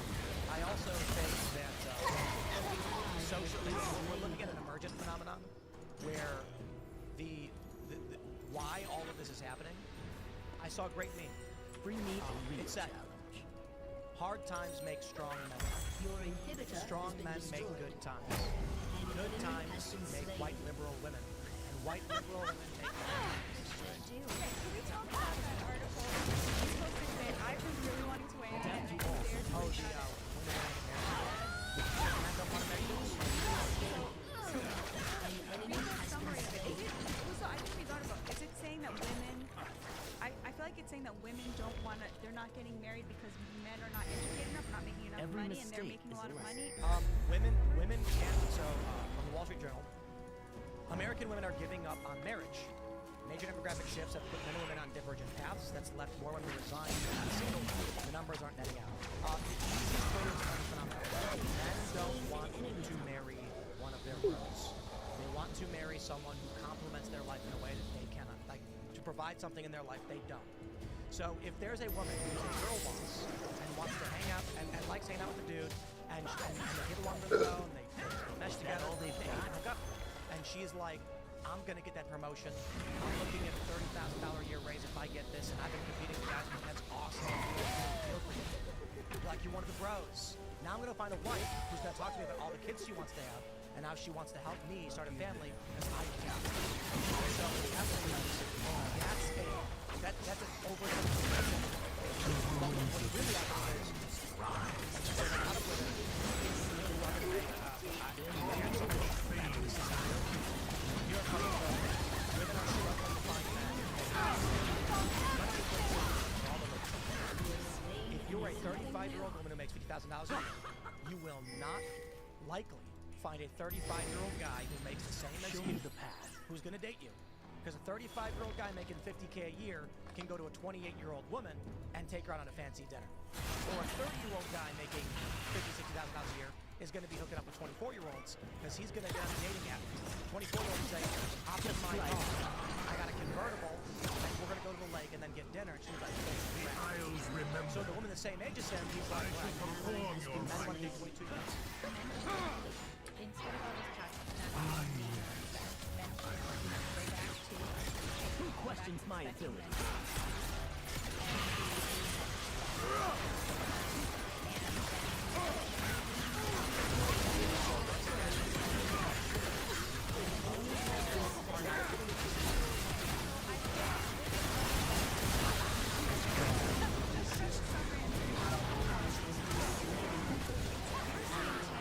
Men don't want these women, but I think these are women.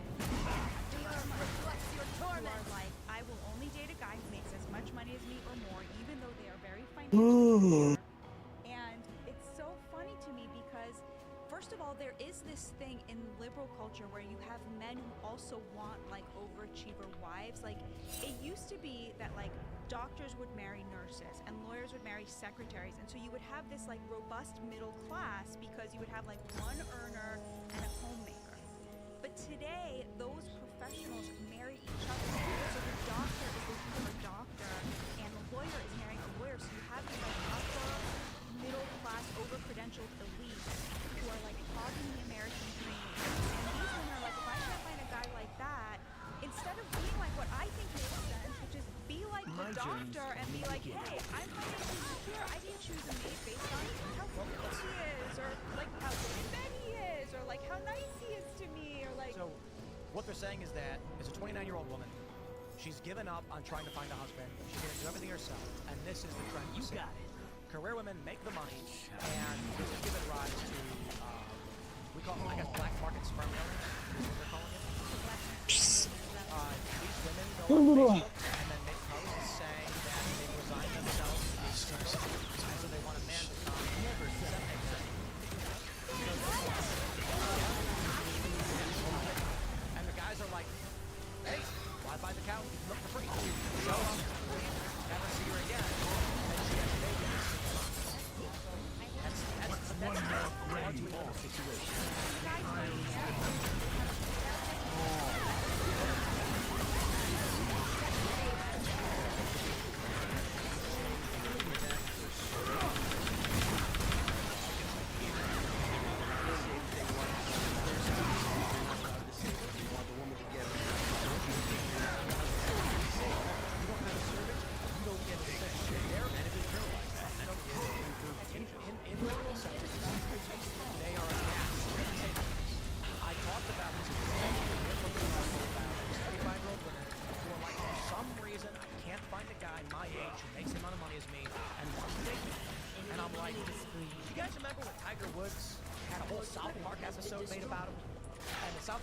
They were like, the news reporters are like, we are confused and shocked why wealthy and successful men are having sex with so many young, beautiful women. What's causing this to happen? So these liberal women, what I see is happening, and these are all tendencies, not absolutes.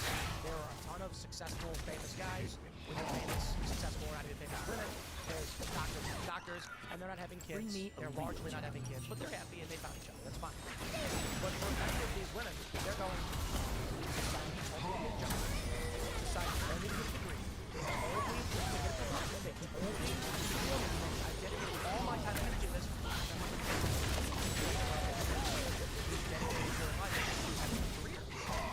So did the guy. Now, what's going to happen? I'll just put this way. I have a friend who is a powerful girl boss who will never have a child now. And she never Every did. mistake is a lesson. And it was because she just kept saying every time, you know, I don't know when I have time because I'm at work. And I'm like, okay, well, you're never gonna have a baby. And she's like, well, I'll figure out eventually. Like, no. If your priority every day is going to be your career, you will run out of time. She did. Well, you have to prioritize love if you want that in your life. And men don't. That includes Women have been told they should. And everything that our parents taught us was wrong. Yeah, women have been told that they should They told us to go to college. They told us to follow our dreams. They told us not to get married young. They told us, you know, all the and it was all They're telling young women that they should be their how they decide to track what they want. And men don't want to see Also, women have been sold a false bill of goods about exactly what they want from men.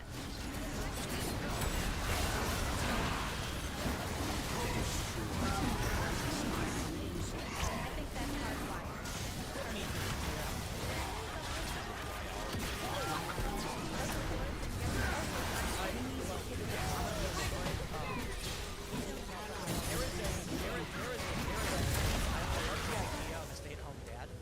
Because it's a literal impossibility. It doesn't work. It is physically impossible because when the woman has the woman has to feed the baby. Babies can't eat food. They can only drink breast milk. And so this idea that a woman can have a career, have the baby, hand the baby off to the dad, and say I'm going back to work, not possible. I mean, the thing is, after you have a baby, like, you know, I had my son when I was 35, and very shortly I wished I'd had him younger so that I could have another one. And right away, I didn't give a single flying F about my career. I just didn't care. So it was not as important. Here's a hard reality. Still not. There will never be equality in this country. No matter what is done, it can only be some elements in this does. If a man says, I want to have a kid, I want to have a kid, I want to have a career, he can find someone. Maybe there's a career woman and she goes, I have to time the pregnancy right because I have a job. He'll go, I'll just go find a woman who doesn't do it. Because I can wait forever. I can have a career. Whatever. He gets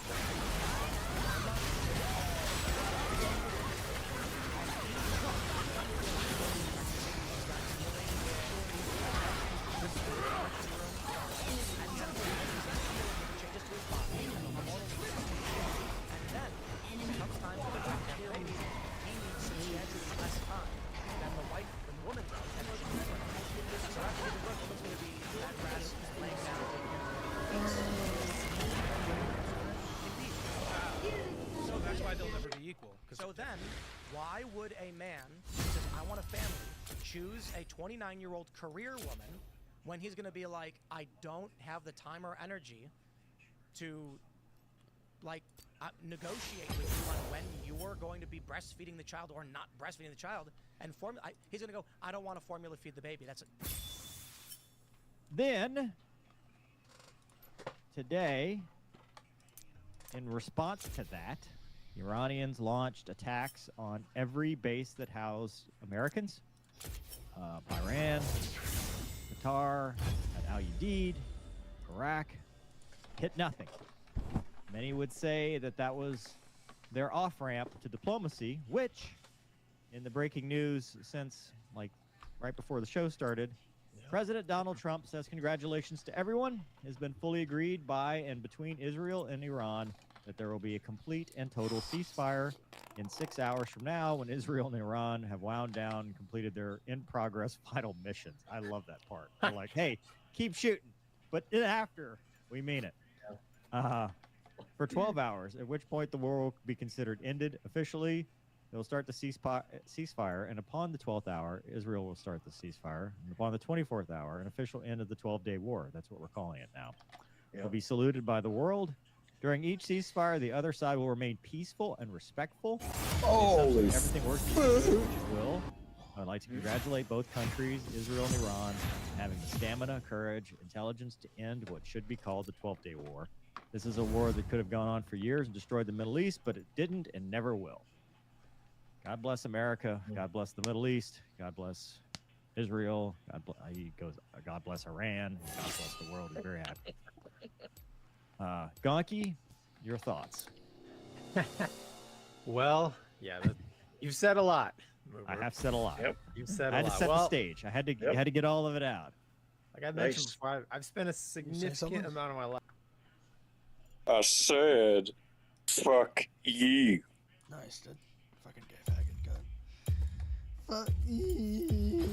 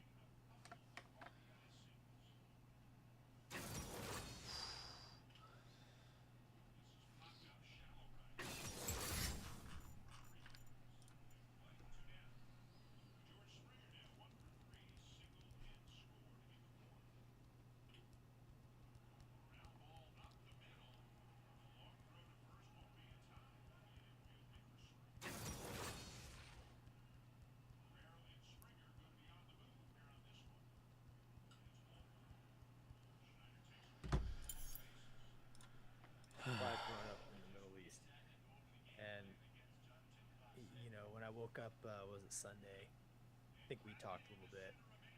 You know, because I'm not as plugged in as Mover. Man, immediately fuck this guy, like, dog. oh no, man, not another. I didn't want another 20-year conflict, so I was kind of hoping it turned out as it did. You know, one strike. It is a little bit. I mean, we kind of joked and laughed about it. About, you know, hey, you guys finished punching each other in the face, but in 6 hours we're going to be friends again. But that to me, the retaliation of Iran. You know, they telegraphed A new moon that is rising. Trump, the president was even saying, "Hey, thanks, Iran, for letting us know you were going to launch these attacks." So we didn't have any casualties. Yep. It just. I don't know. Maybe this is really my first time as an adult seeing that kind of diplomacy, where it's diplomacy mixed with actually shooting hot rounds at one another. I don't know, Skid. What do you think, man? It's definitely a. Here in Israel, the missile attacks keep coming day and night. Entire civilian neighborhoods have been wiped out. I'm glad it's where it's at. Hopefully, you know, everything de-escalates and we're back to peace. But what do you think, man? I think it's. Bro, what the Were you fuck guys- are these were you two teams, get- man? Were you two youngins around when they took over the embassy in Iran? Were you guys aware then, back in the '79? I know It about. didn't exist. I was one. I know about it though. I'm very aware of it. Yeah. 4. So, you know, the Shah fell down. You know, they overtook the country. The Iranian Guard or whatever, Revolutionary Guard took over, and American, you know, our troops in the embassy were being held hostage for 440. Oh my guys, such comic against. Hi, big guy. Man, what Look the at Casper.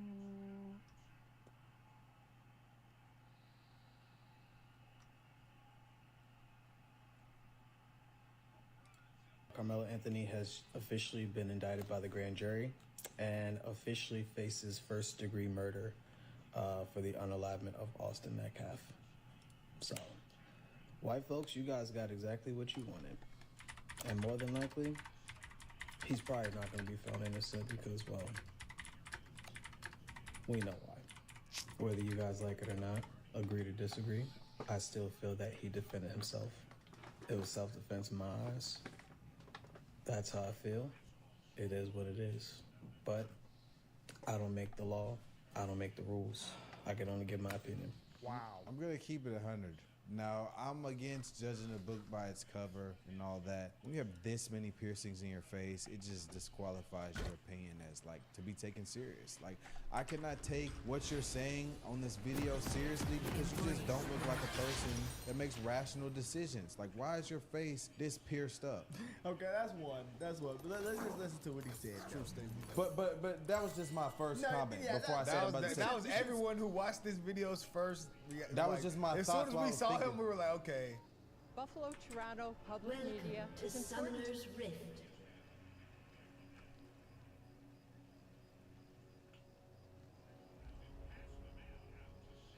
Seconds until I minions don't spawn. know what to watch, man. That's how it is. Oh yeah, baby.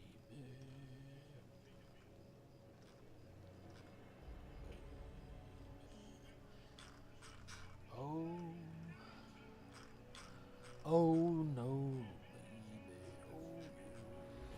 Minions have spawned. Muslims, but radical Islamic terrorists. Oh, Radical Islamic Shizer terrorists, people that Rooney. espouse the ideology of Islam and chant death to America.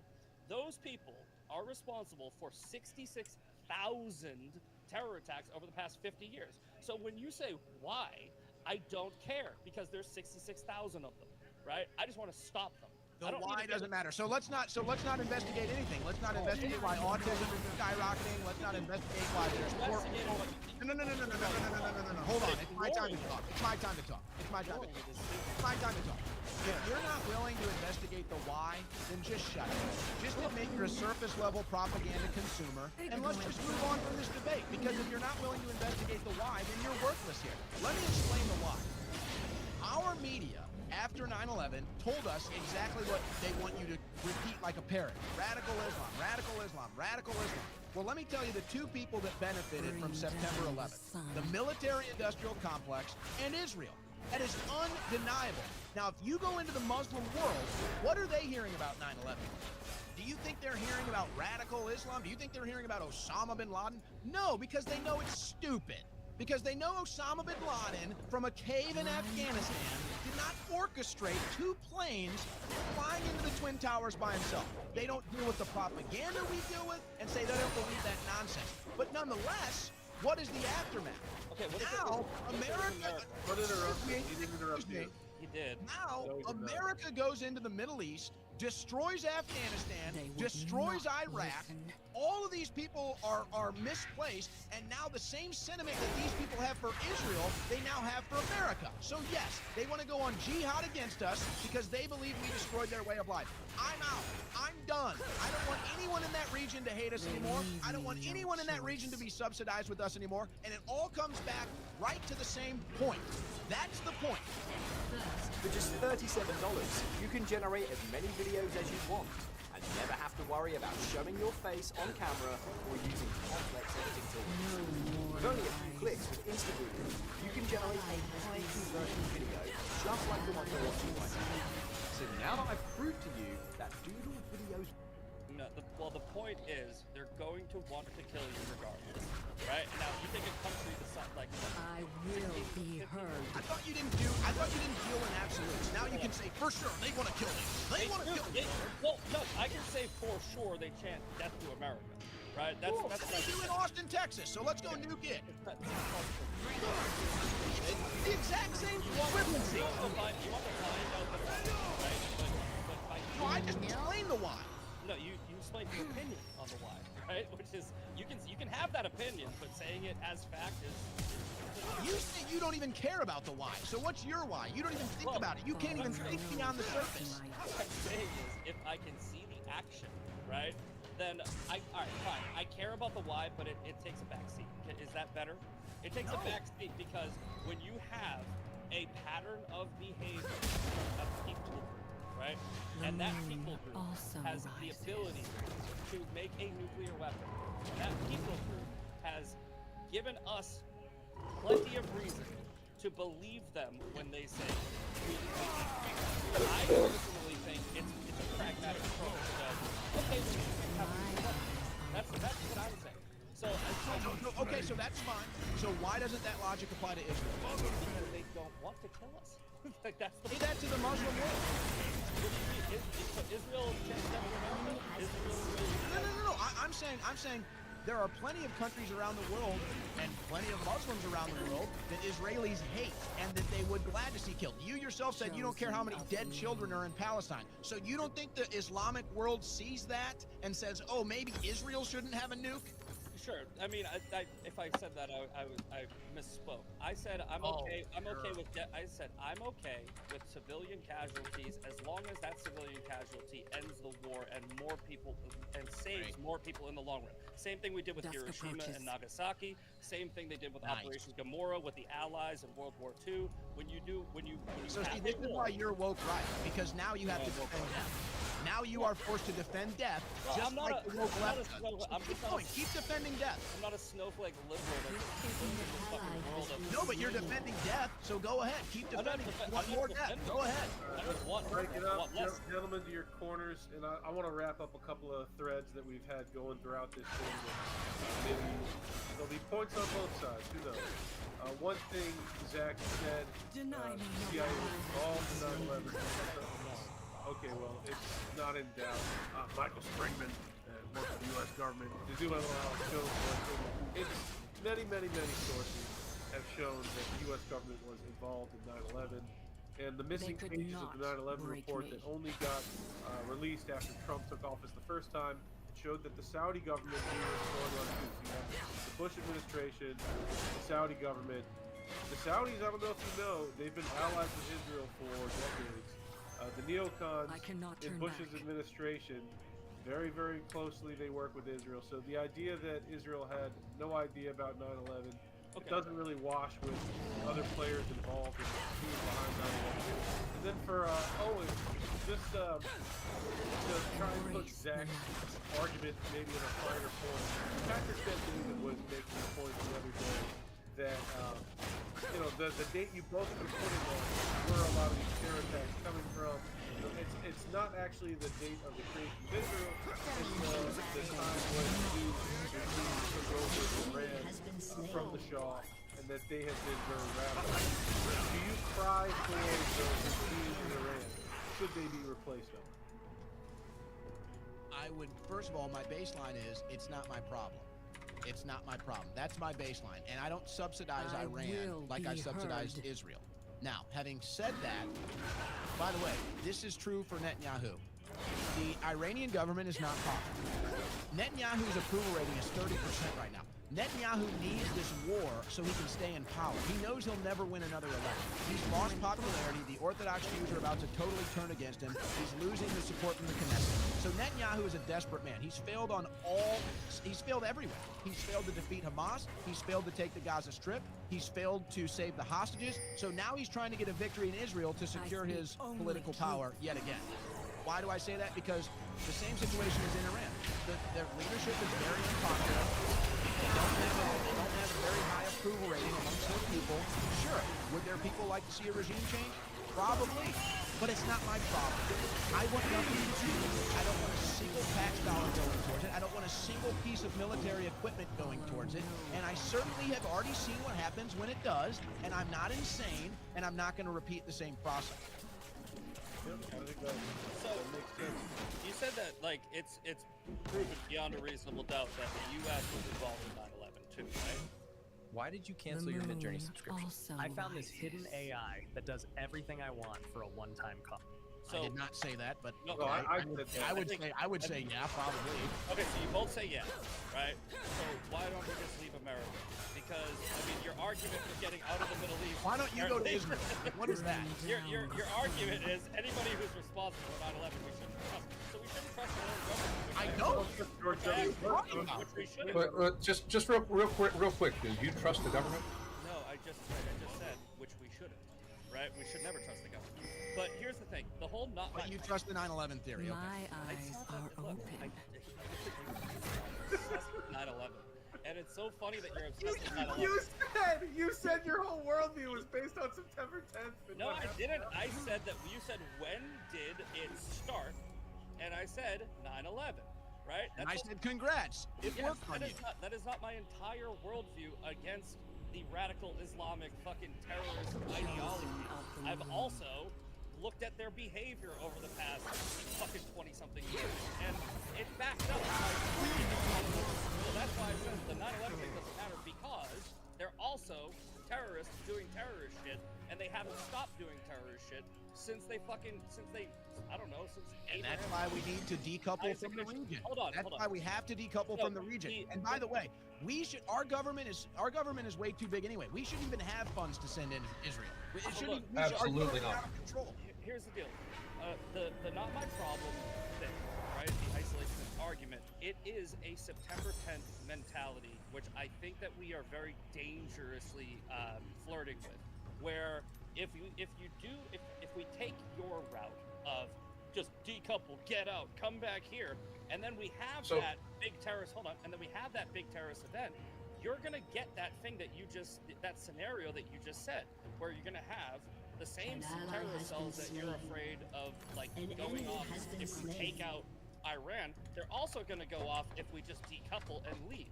So we're damned if we do, damned if we don't, as far as the attack, because they're gonna say, "Oh, Iran just decoupled from the whole Middle East. Now we lost out on all that trade. We lost out on all the negotiations. We're gonna." Who's gonna attack? What are you talking about? There's already terrorist cells in this country, right? That is a fact. That is reported by the FBI and Homeland Security, right? Many, and they haven't been able to track, right? So if we were to decouple and become isolation, right? You don't think that those terrorists, you think the terrorists are just gonna go, "Hey guys, they left, so we're leaving too"? No, they're gonna start fucking. Whoa, hold on a second. Okay, so the percentage of a radical Islamic terror attack in America goes down significantly if we do not get involved more in the Middle East.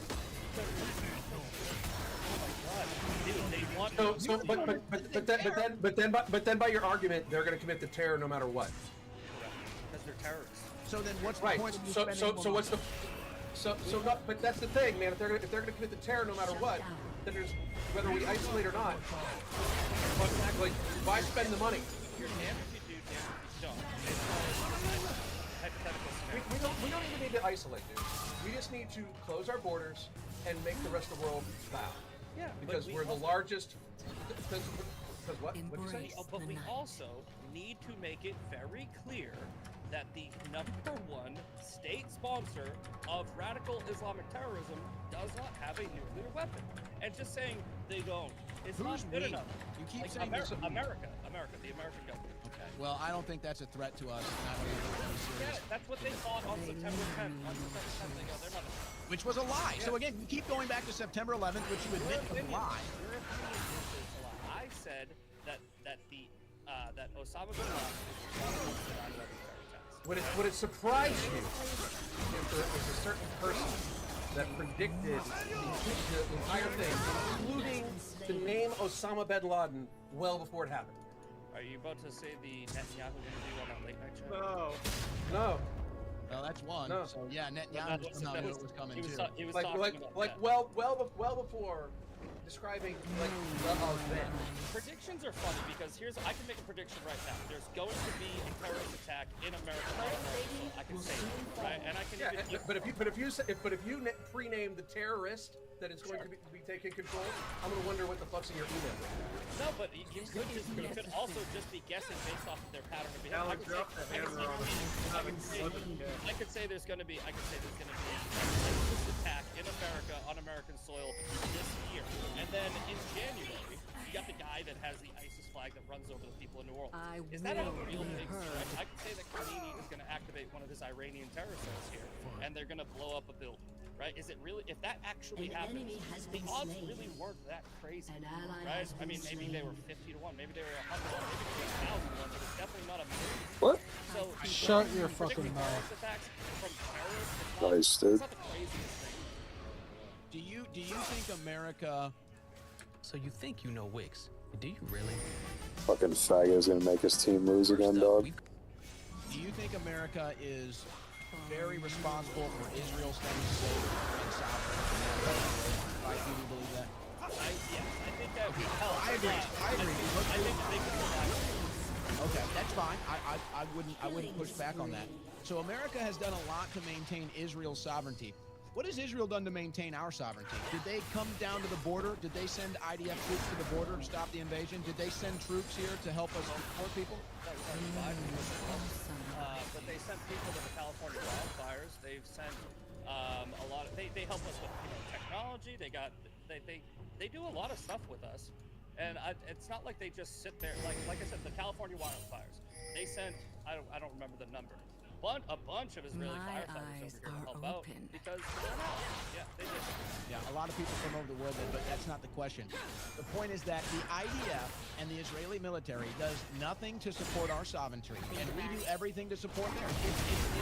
This relationship is not balanced, and it's costing us more than the benefits. That's what America has realized. I think, like I said, I think that after this debate, we should go look up the figures on direct spending versus foreign aid and trade. But what does trade have to do with us subsidizing Israel? That doesn't give you a good excuse to subsidize Israel. There is a net gain. We're not subsidizing, right? Yeah, you are. What are you crazy? We sell them the vast majority of their weapons. We don't just. Okay, so with our money, they buy it with our money. Yeah, but no, they don't though. This is. I know the economics. That's like saying Planned Parenthood doesn't use tax dollars for abortions. That's a joke. Yeah. Does America loan Israel money? We loan them money. I believe there are loans. And not loans. We have a contract with Israel. They get free money from us. We literally subsidize their entire existence. We're not talking about trade. This is foreign aid. It rhymes with trade, but it's foreign aid. But if you look at it in a holistic approach, right? All the money. Get out! All of the money, right? You take all of the money, every dollar, right? Here's the aid, here's the loans, here's the spending, here's the technology, here's what we gave you, here's what we gave you. If you break that all down, then we are the benefactor of our relationship with Israel. They don't make money off of us. We make money off of them. Okay, so you know what? Fine, whatever. The numbers debate, we're not going to work. So let's just put it into simple, basic logic. Which country would be better off without the other? Do you think the United States of America would be okay without Israel? Do you think Israel would be okay with the United States of America? Where do you think that dynamic stands? Sure. I mean, I would say they probably benefit by having us as an ally. We're the most powerful nation in the world, of course. Okay, so you admit that it's the cost benefit. It's way more costly for us. Israel benefits way more than we benefit. Okay, I'm glad we admit that. No, not monetarily, right? But the benefit of having the big swinging dick and having your back is huge because. Oh, now Israel's the big swinging dick. A minute ago they were New Jersey. No, we are. Embrace the night. Exactly. So we don't need them. We don't necessarily need them, but you don't need allies. You make allies, right? You don't need at all. You don't need to be. You don't need to be in a trade relationship. We don't need to. Unfortunately, we do. We don't. We don't. We could literally just do the same fucking thing. We could go, fuck you, China. No more China. Brilliant. That's exactly the point. So now you're in isolation. No, I'm saying we could. But there is. I agree. Now that would take some time because we got sold out by our Congress that shipped all of our jobs over there. Now they control the railroad minerals. But that's right. In about a year or two, we could bring all of that back and we wouldn't need China. I think that economically we should be as isolated as possible. Economically, right? I think Really, guys, we're getting somewhere. No, but like I said, you think that we're so far off on each other. We're not. We probably agree on a lot. No, I'm just glad that I'm winning this debate clearly. Everybody who ever says I'm winning the debate is probably either let me tell you something. As an even moderator, the argument you're making for economics, it'd be like if America said, "Hey Brazil, we're going to give you $10 million to buy Teslas from us," and then we talked about the benefit Brazil gives us for buying our Teslas. And we gave them the money, and that's what you're touting as like the benefit of Israel. They're spending the money we gave them in our country. Like we gave them the money. We can build anything and give the money to anybody to buy it from us. That's not really a great relationship.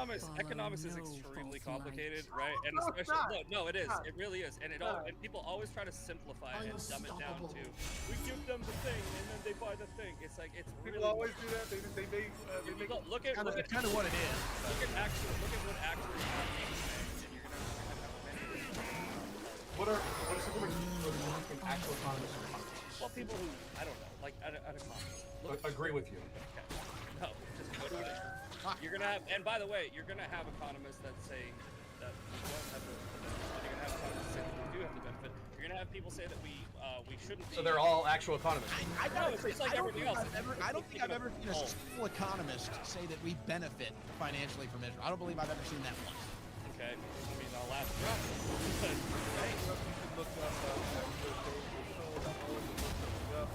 can look up what Alan was referencing earlier. Made by Alan Jones of Infowars, works with, and Owen is a host for. He predicted months ahead of 9/11 that there would be an attack on the World Trade Center based on Osama bin Laden. That is such a specific attack, such a specific time frame. It's not random. It's incredibly impressive.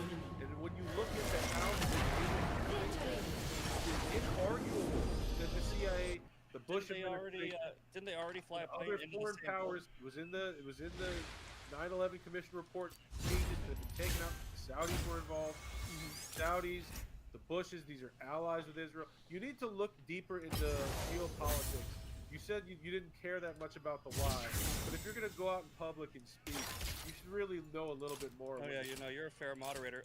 Alex Jones said that a plane was going to hit the World Trade Center after a plane hit the World Trade Center. He's fucking. Oh, he said before. Now you're wrong, but whatever. Before it happened. It's on video. He said it before the '93 attack.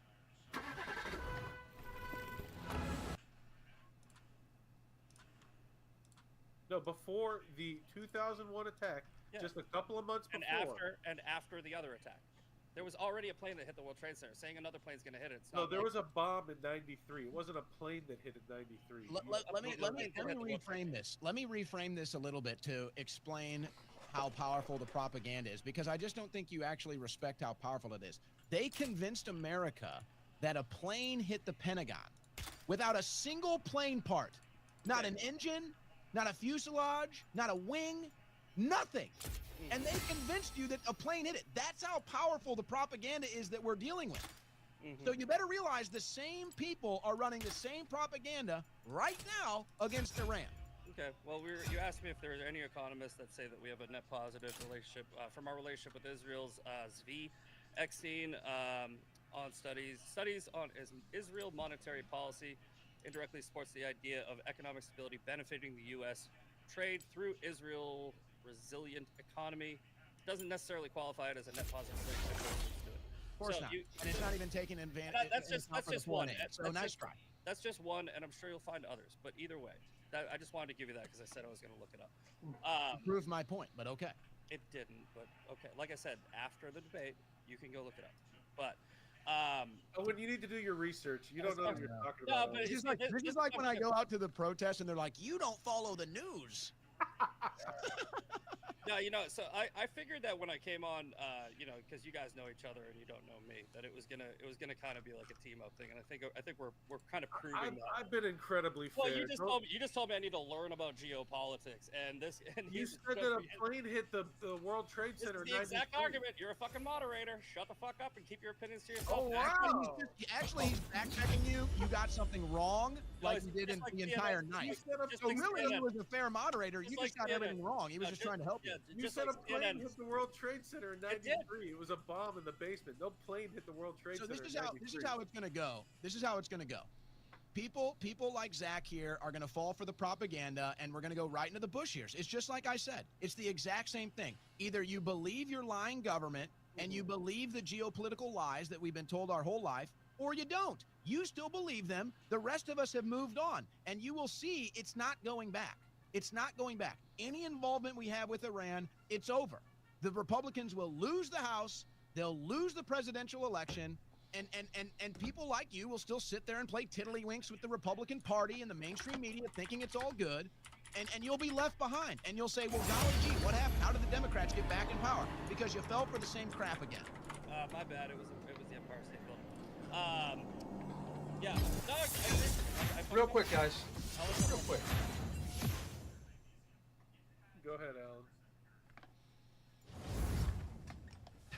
I've seen this video. I get kudos. Oh, that's great. Or if you let some terrorist group do it, like the World Trade Center, we know who to blame. And if there was an outside threat like a Bin Laden, who was a known CIA asset in the 80s, he's the boogeyman they need. We know the Joint Chiefs of Staff on the Gulf airliner, Baltimore Sun, or if you let some terrorist group do it, like the World Trade Center, we know who to blame. And if there was an outside threat like a Bin Laden, who was a known CIA asset in the 80s, he's the boogeyman they need. That's just one of them. So he's saying it's America, not Israel, right? So he said the American government. He said Israel was involved too. He also the point said is he also said that Iran is now the boogeyman. No, that's what we're saying. I love Alex Jones. I'm a big fan of Alex Jones, but he also said that Macron had a giant bag of coconut in a napkin, like on the table. So he gets some things wrong. He does get some things wrong every once in a while. On the table. So big fan of Alex Jones, but he also said that Macron had a giant bag of coke when it was a napkin, like on the table. So he gets some things wrong. He does get some things wrong every once in a while, but I do like it. But not that though. I don't know, man. But not that. No, you guys always. This is the problem with trying to. You don't know if there was a terrorist attack on September 11th. No, you try to pin me down and again get me to agree with your narrative when I don't, and I don't. Right? That's the thing, man. Like you keep saying that, but like this is really when you moderate something. I'm honestly just trying to get clarity. That was just a factual thing, right? Like it's either you're going to believe that I just showed you a fake video that Tucker Carlson. Alex Jones predicted it. There are he predicted 9/11. Sure, yeah, he predicted 9/11 happening. Yeah. How did he do that? I don't know, but say like you. That's the thing. You got to tell like. How did he predict it? Is it at all because I will tell you, it's a script, and they're going off the exact script again, and that's what I'm trying to warn us about. That's what I'm trying to stop Trump from doing, which he knows. He knows. He called it all out. Is there any possibility, small possibility, about what? About this whole Iran? Like it's a script. Is there even a little possibility that you are actually wrong? No. No possibility. So people who speak in absolutes like that should not be taken seriously. That's a Star Wars quote. You literally think there's no possibility that you could be. About what? About this whole Iran thing. Like it's a script. Is there even a little possibility that you are actually wrong? No. No possibility. So people who speak in absolutes like that should not be taken seriously. That's a Star Wars quote. You literally think there's no possibility that you could be wrong. No. About what? What are you talking about? We're already involved in Iran. They're already striking. I'm already right. You're saying that it's a script, and I'm assuming you mean of course it's a script. Yeah, so the CIA is involved, and this is just a giant psyop. Yeah, okay. Yeah. So there's no possibility. Welcome to the world. So there's no possibility that Iran just is a terrorist-like group that wants to take out America with a nuclear weapon. That's a straw man. That's not the point. The point is they're going after the same script. And every single regime that Netanyahu has lobbied for Congress to overthrow, he has gotten. And now we're to Iran.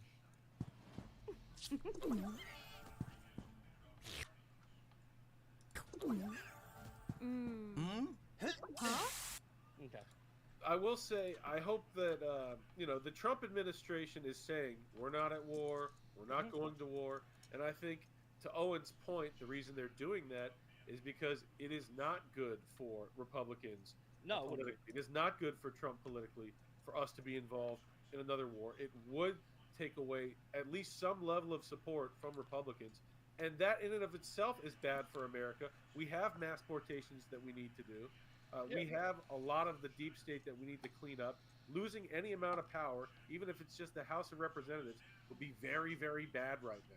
So I think it would be a good time for closing statements. I think it's probably a good time. I agree. I'll make my closing statement first. He can go last. I will say this. As I said, if we get involved in another war in Iran, and if it's boots in the ground, absolutely this will be true. If it's like nuanced of just our military or just aerial support, whatever, it'll still be the same result. We'll go back to Bush era guys, politics. that's Mickey Ginte. I hope you're doing that and enjoying your day. So far, we are just a couple of days away from the Call of Duty World Championship, and given this massive break that we have had between DreamHack and Major 4 and here at the World Championship over the last couple of weekends, the content has been pretty interesting in the COD space. Zuma, among others, doing some watch parties for the Counter-Strike. There's a bit of drama going down last night as a result of that. Zuma gives his thoughts there, but also some roster implications happening in the Call of Duty League, not just now, but also post the World Championship as well. Very much intrigued to your thoughts in the comments below. Hit the like button if you enjoy. Subscribe if you're new as always. I'd greatly appreciate it. Here's Benjay Nassim vlogging it again for the World Championship, it seems, this time around. And Charlie Intel point out some of the things that are going to be happening this weekend. So this was the graphic that the COD League put out a while ago where they said day one schedule and made absolutely no implication as to when day one actually is. Now they have changed that and updated that in a second. These are the 4 games of the first day, which is in 2 days time on the Thursday this weekend. And this is what you can watch and earn. You've got the blueprints and all this type of stuff. Look, we talked about it and we're going to talk about it again in a second. What happens in the Counter-Strike world, the diamond coins, the stickers, the skins, all this type of stuff that drops around the